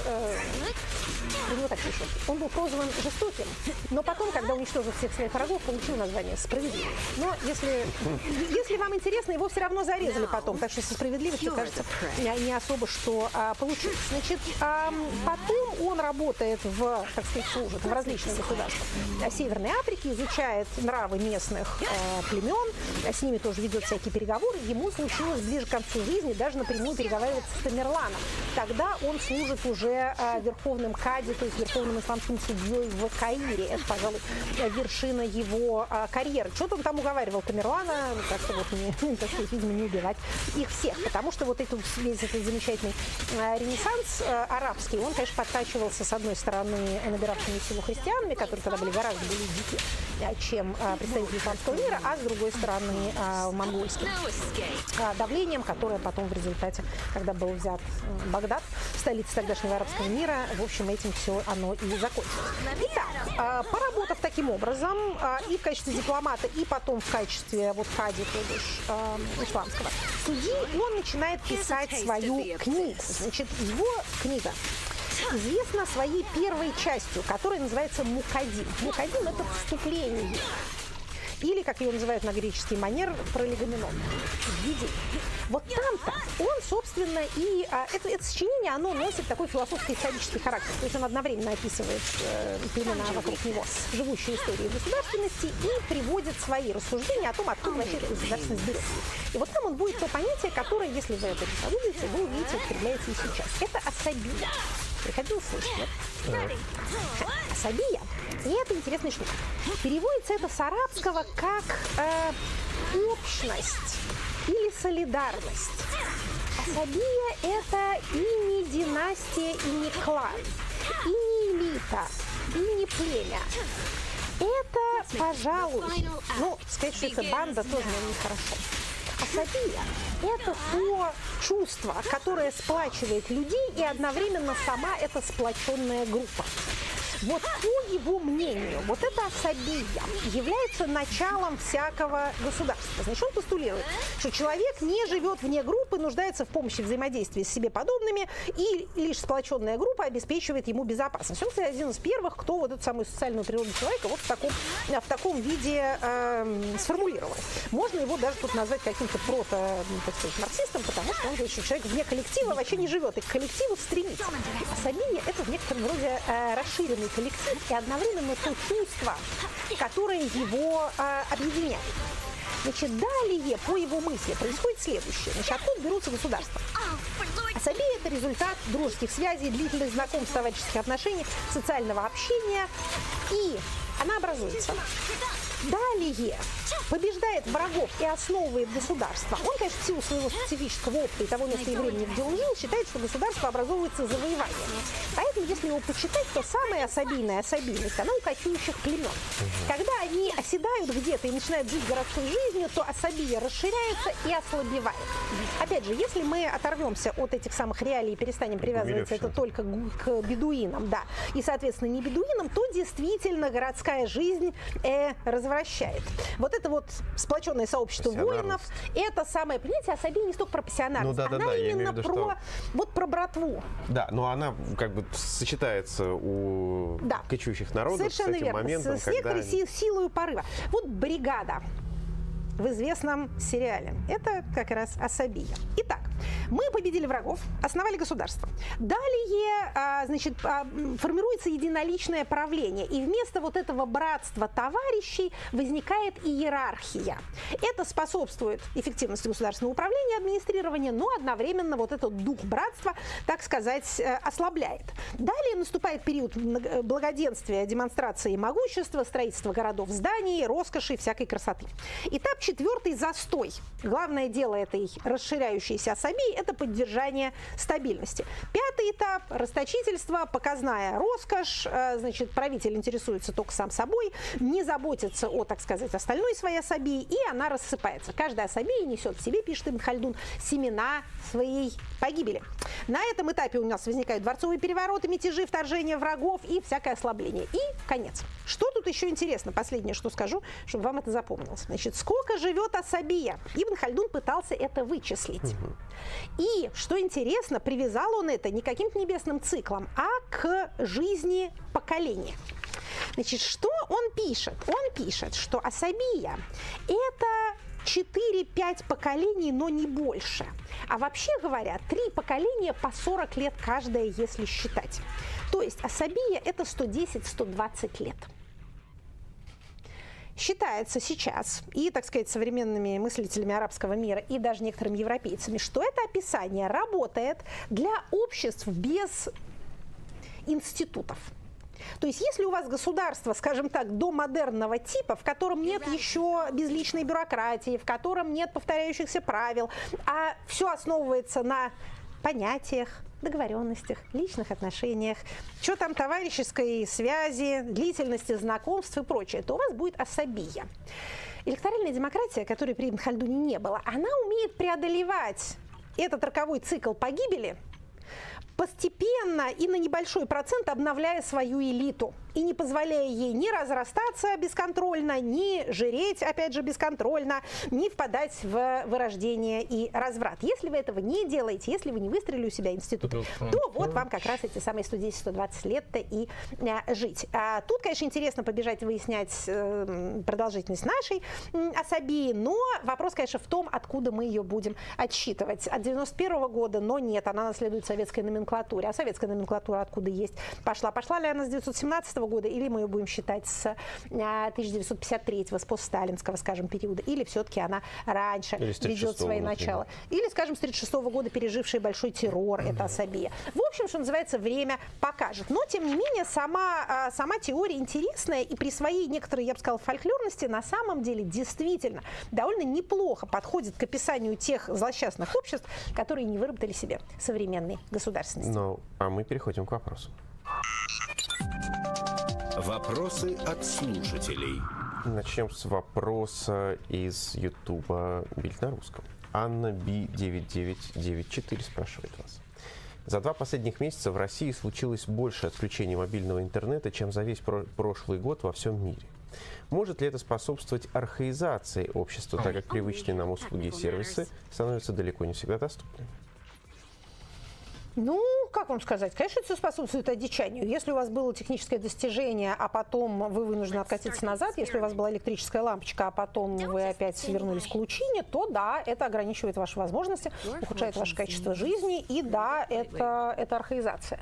Мы с вами говорили об этих отключениях, действительно, они стали уже совершенно привычной рутиной. Если их объясняют тем, что отключение мобильного интернета как-то собьет с толку вражеские БПЛА и дроны, то последние налеты и в Ижевске, и опять же в моей родной Туле показывают, что ничего это не помогает, все было отключено, но, кажется, это совершенно никому не помешало. Множество сервисов современной городской жизни завязаны на мобильный интернет. Ну, пока интернет, так сказать, в пространствах Wi-Fi существует, то люди будут, так сказать, сбиваться в кучки на этих островках цивилизации, стараться поменьше выходить из дома, потому что за порогом небезопасно. Ты не можешь даже маршрут себе проложить за пределами того, что ты знаешь. Так что да, соглашусь с дорогим слушателем, это рукотворное одичание. Ему нет никаких абсолютно причин, кроме неверных управленческих решений, того, что Владимир Гельман называет недостойным правлением.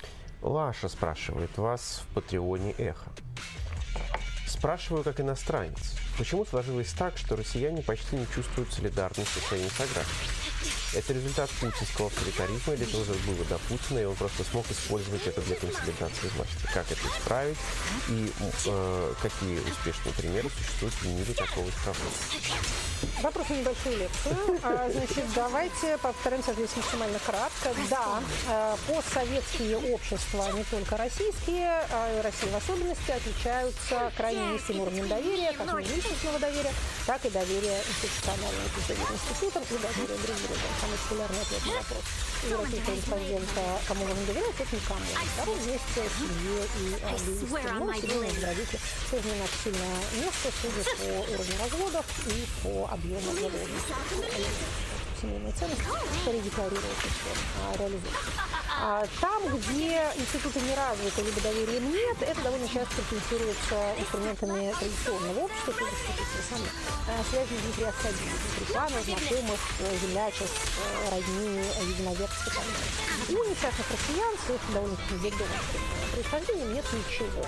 Они живут как перекати поле, у них нет наследуемого имущества, у них разрушены родственные связи, они довольно часто не принадлежат никакой религиозной общине, не состоят ни в какой организации. Это самоподдерживающееся состояние, и да, в значительной степени этим пользуются авторитарные власти, не просто пользуются, а предлагают усилия для того, чтобы ничего подобного никогда не произошло никакой самопроизвольной солидарности, чтобы способствовать солидарности. Уровень доверия повышается одним единственным способом, совместными действиями, не разговорами, не рекламой, а совместными действиями. А совместные действия возможно в случае, если это не будет, давайте упростим ситуацию. Представьте себе гипотетическую, так сказать, политически свободную Россию, где можно образовывать НКО, и тебя за это не посадят, можно образовывать партию, и ее не объявят экстремистской организацией, можно участвовать в выборах, и волонтеров потом тоже не пересажают, можно на митинги ходить, можно быть каким-то экологическим движением, и вам не сожгут ваше здание, как это сделали в Анапе, теми, кто пришел мазут там очищать. Да, помните, сначала полиция к ним ходила, а потом здание с замечанием документации. Ну, это делали, мы подошли. Я как-то рассказала. А теперь представьте, что нет специально поддерживаемых полицейских запретов, нет этого давления страха, и люди свободно ассоциируются друг с другом. Вот таким образом. Еще они себе мэр выбирают сами, а потом не понравилось, другого выбрали. И законодательное собрание сами же выбирают. Это тоже и можно доверять, когда ты их выбирал, и когда ты видишь какую-то корреляцию между тобой и твоими пожеланиями и их действиями. Вот таким образом у нас солидарность и возникает. Начинается, конечно, даже в этих условиях, несмотря на неусыпное усилие начальства, российское общество взрослеет. То, что коллеги-социологи называли низовой модернизацией, сильно пришиблено войной, но полностью не убито. Способствует этому, во-первых, соответствующий прогресс нравов, а также прогресс технический, который делает связи между людьми более дешевыми и надежными и быстрыми, если что не подключали везде мобильный интернет. Поэтому, например, говоря о россиянах вне России, нельзя не заметить, что всегда выходцы из России и бывшего Советского Союза славились тем, что они не образуют никаких диаспор, и общество друг друга не только не мешает, а скорее сближает его. Так вот это изменилось. Это изменилось видимо после 22 года, в смысле видимым образом, но, очевидно, предпосылки для этого были заложены гораздо раньше. Так что мы видим значительную общность, мы видим всякие помогающие инициативы, мы видим обязательно организации в городе Европы, не только Европы, и Северной Америки, по личному опыту, не только Северной Америки, и все Европы, по личному опыту, можно сказать, мы их видим, без них там, эта самая элекционная деятельность была бы гораздо менее возможна. Поэтому, еще раз повторю, если бы еще начальство не было по голове за любую попытку поговорить с соседом, то с солидарностью и с межличностным доверием у нас было бы все гораздо-гораздо лучше. Минутка на последний ответ. Неравента спрашивает вас. Скажите, пожалуйста, изучает ли политология влияние религиозных институтов на политическое поведение? Можно ли говорить о корреляции принципов религиозных учений с политическим режимом той или иной страны? Да, изучает. Краткий ответ. Значит, политический режим больше влияет на политическое поведение, чем религиозная принадлежность. Разговоры о том, что исламские страны не способны к демократии, это обыкновенный расизм. Потому что, знаете, христианские страны такие неспособные к демократии бывают, что просто посмотреть на них страшно. Да и атеисты тоже разные бывают. Антирелигиозные государства вообще не демократические ни разу. В принципе. А как же вот протестантская этика сформировалась? Дух капитализма, понятное дело. Только капитализм почему-то начался в католических странах и в итальянских городах-государствах, в Венеции, в Луке, в Генуе и так далее, которые дали нам первые банки, международную торговлю, ЧВК и другие приметы современного капитализма. Так что это все глупости. Значит, в целом, базово принадлежность к организованной религии – это принадлежность к социальной группе. А это для человека в целом хорошо. Значит, можно говорить о том, что религия – это опиум для народа, мешает научному поиску и лишает разум свободы, но принадлежать к комьюнити лучше, чем не принадлежать. Богатые и люди с хорошими семьями могут себе позволить роскошь не относиться ни к какой общине. Это то, что называется luxury belief. Как это? Дорогостоящее убеждение. Вот подумайте, можете ли вы себе это позволить. В целом люди, принадлежащие к любой общности, счастливее, чем не принадлежащие. У этого есть оборотная сторона. Ваша общность может начать вас там сажать на хлеб и воду, подвергать эпитемии и заставлять носить букву А, значит, на лбу, как в романе «Гаторна алая буква». Разное бывает. Но в целом, как говорил Ибн Хальдун, человеку без, так сказать, товарищества затруднительно существовать. Поэтому, если ваша, так сказать, если вы можете прибиться к какой-то религиозной общине, ничего другого у вас нет, то в целом это для вас хорошо, это создает обществу связанность. Кроме того, религия – это набор правил, это тоже, что называется, полезно. Не потому что советуют уважать всех власть придержащих, хотя некоторые религии только этим, кажется, и занимаются, что молятся на начальство, они уже забыли, какого они там бога верят, они верят исключительно в начальство. Но в целом, это некоторый социальный клей. Поэтому с точки зрения политической науки, организованные, так сказать, церкви мы скорее одобряем, чем не одобряем. Это была программа «Статус». Ставьте лайк этому видео, даже 3 лайка. Есть такая возможность. Всем пока. Спасибо. Это была программа Екатерины Шульман «Статус».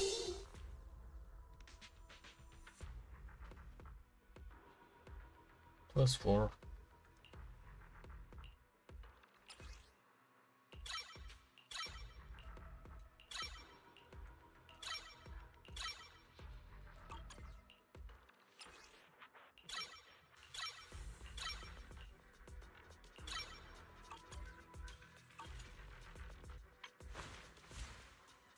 Man is iron, rice is steel. I make a mean chitlins meal.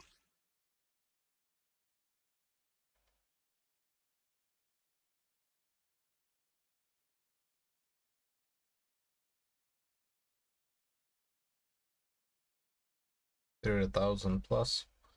Well, I'm already 3,000 plus. Origin. Awesome.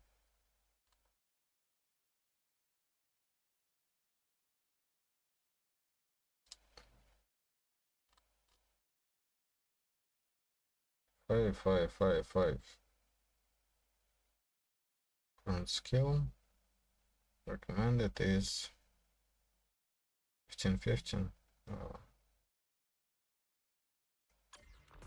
Man is iron, rice is steel. I make a mean chitlins meal. I'm already at 7. Man is iron, rice is steel. I make a mean chitlins meal.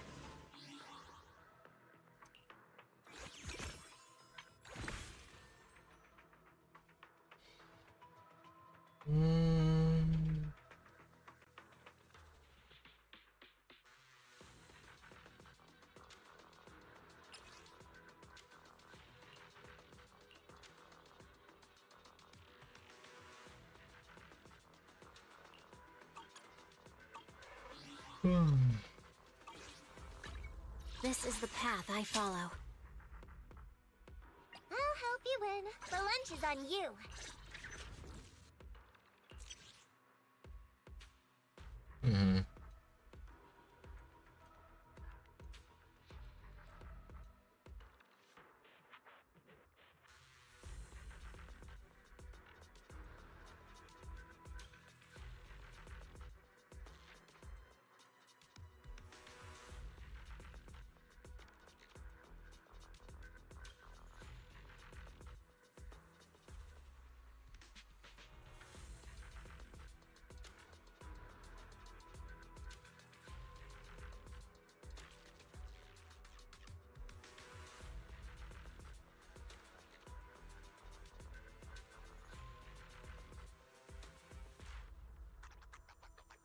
Mission Impossible Final Reckoning is upon us, and that means it's time to take a look back at all the mad stunts, convoluted plans, and Tom Cruise karate chopping air as he runs his little brain out. This is not mission difficult, Mr. Hunt, it's mission impossible. Yes, thank you, Anthony. But there is still a little question eating away at me. What is the most impossible mission?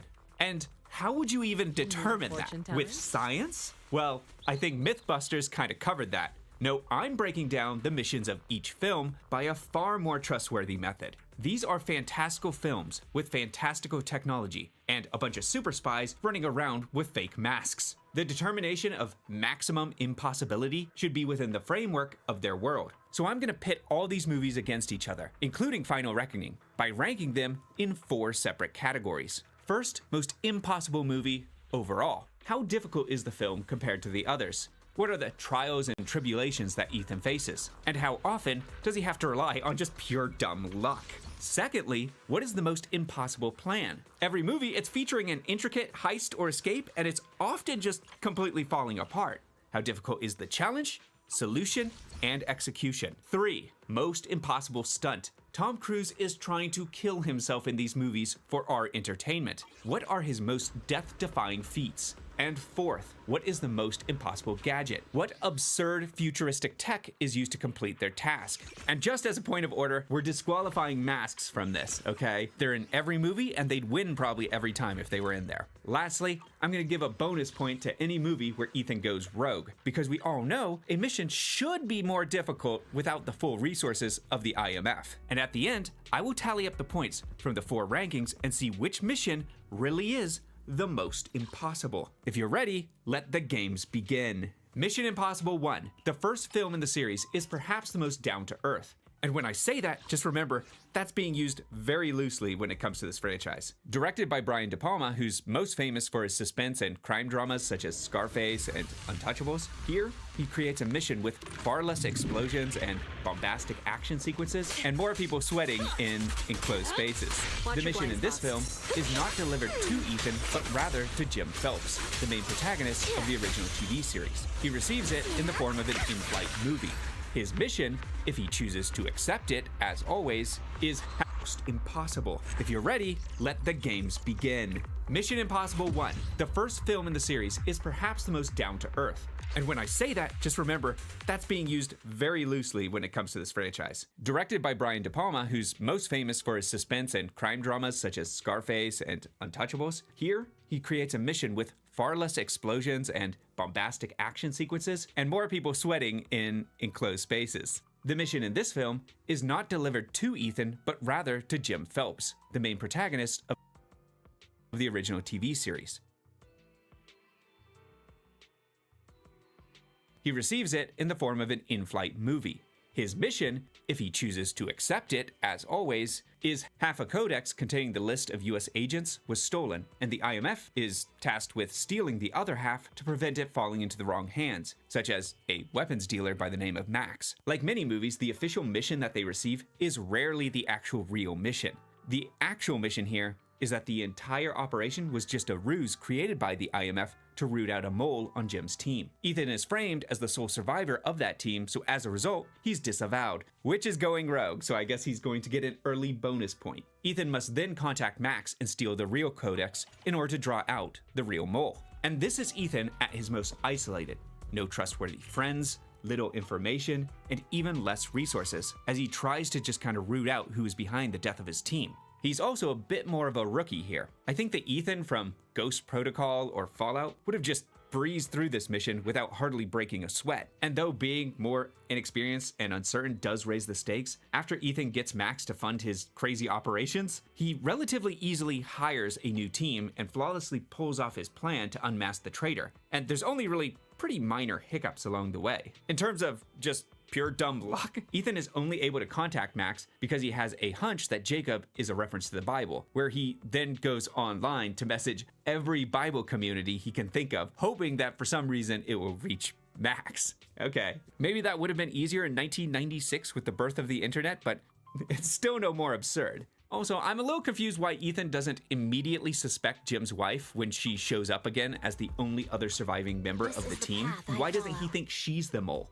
If there's one sign he's a rookie in this movie, that would be it. That is a rookie move. For the pure reason that this is his most grounded adventure rooted in suspense rather than ridiculous antics, and the fact that a more experienced version of this character would have just moonwalked his way through this thing, I have to rank it low. Mission Impossible 1 gets a 6 out of 7. So now let's take a look at Most Impossible Plan.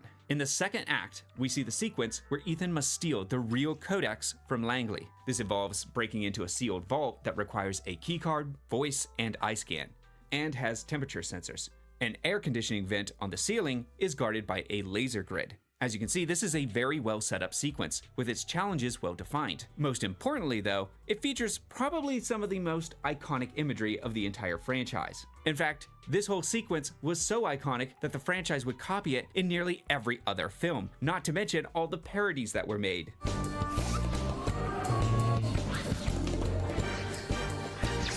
Anyways, Ethan and his team, they don't have any major goofs. They handle it all like professionals, and the most significant mishaps are almost entirely environmental and outside their control. Well, you know, except for a very, very brief encounter with a rat that nearly spoils the entire thing. Past that, this thing was executed almost perfectly, all right? Probably one of their best executions. The team disguises itself as firefighters and triggers an alarm to a room with access to the vents. They then crawl through the vents to the server room, using gadgets to cut off the lasers and magnets to catch the bolts. They then lower Ethan suspended by cord into the room where he hacks the computer to download the files. He can't make a sound even when the cable slips, and at one point must balance himself just inches from the floor and catch, like his sweat as it's dripping off his forehead. Again, less high stakes action and a lot more sweat. The entire sequence is gripping and suspenseful. It takes its time, and with little dialogue, visually communicates what's going on. However, it is lacking the big Ethan Hunt flair that we've come to expect in his adventures. Yet it's still Mission Impossible, perhaps at its most suspenseful. I don't think anyone can deny the impact it left on pop culture. 3 out of 7.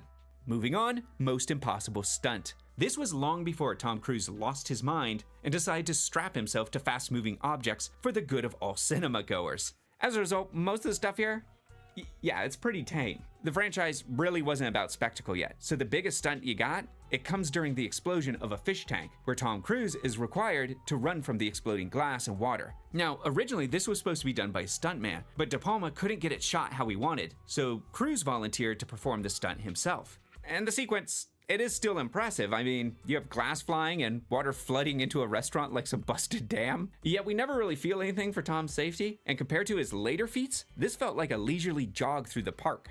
6 out of 7. Next, gadgets. The movie introduces a fair amount of gadgets, a holdover from the TV series. But the big one in here delivers. And come on, you know I gotta give it to the exploding gum. It has a great setup, and not one, but 2 big payoffs. The first time playing a role in the aforementioned stunt, and then the next one shows up in the climax, where it basically is used to defeat the main villain. Sometimes it's quality, not quantity. If I was to ask you to name the gadgets from Mission Impossible, I think it's highly likely that the exploding gum may be one of the first on the list. 1 out of 7.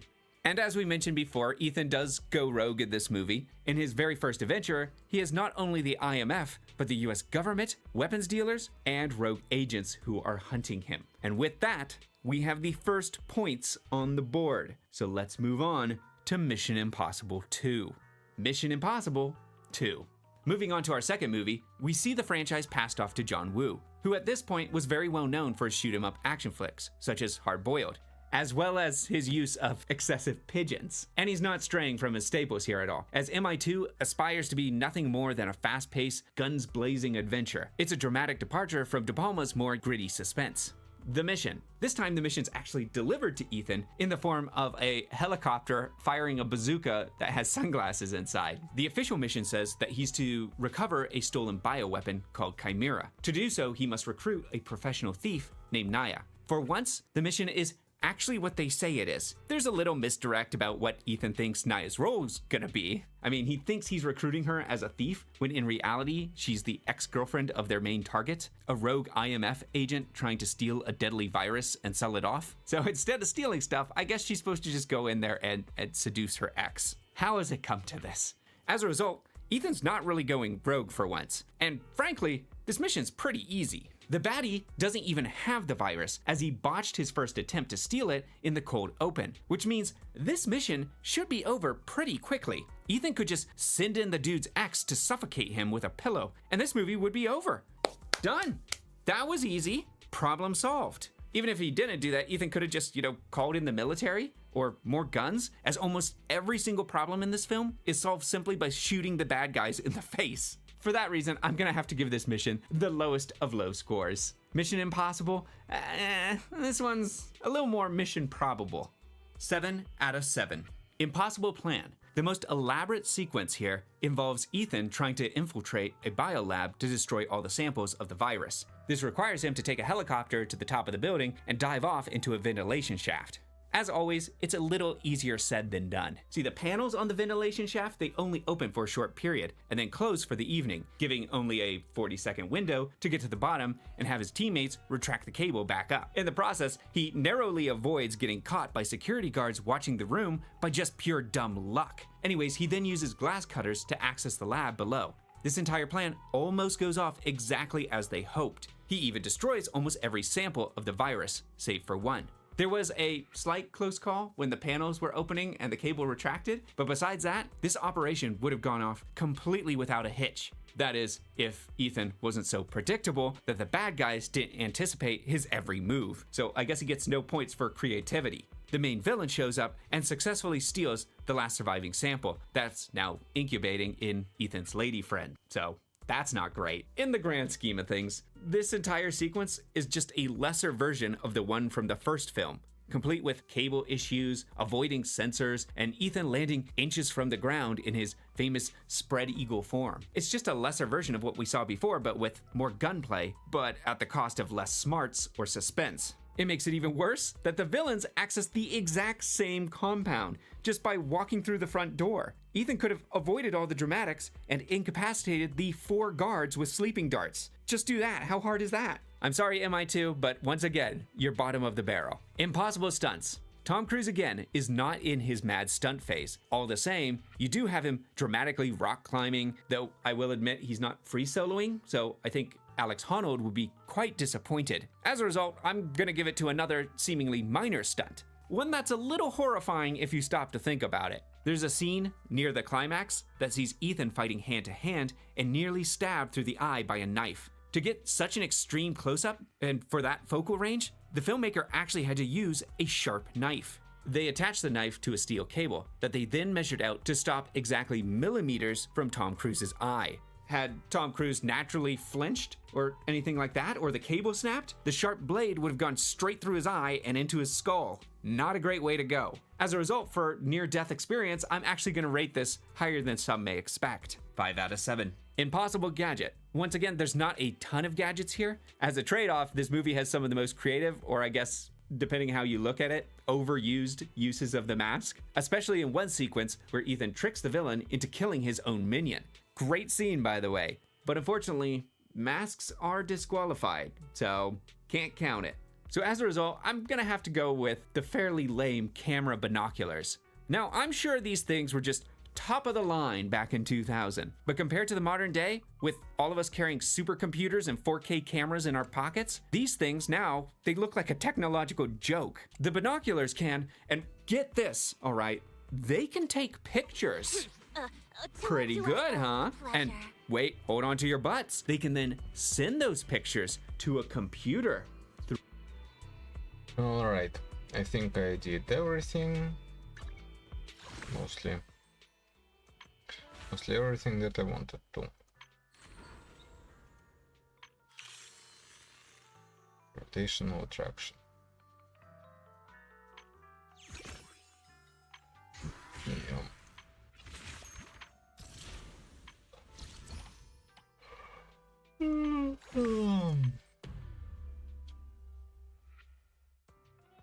Everything that I saw and all that. Alright, that's going to be it for this stream. Go support stop killing games. That's how it's called. I'm fucking way too sleepy for this bullshit. Anyway, that's going to be it for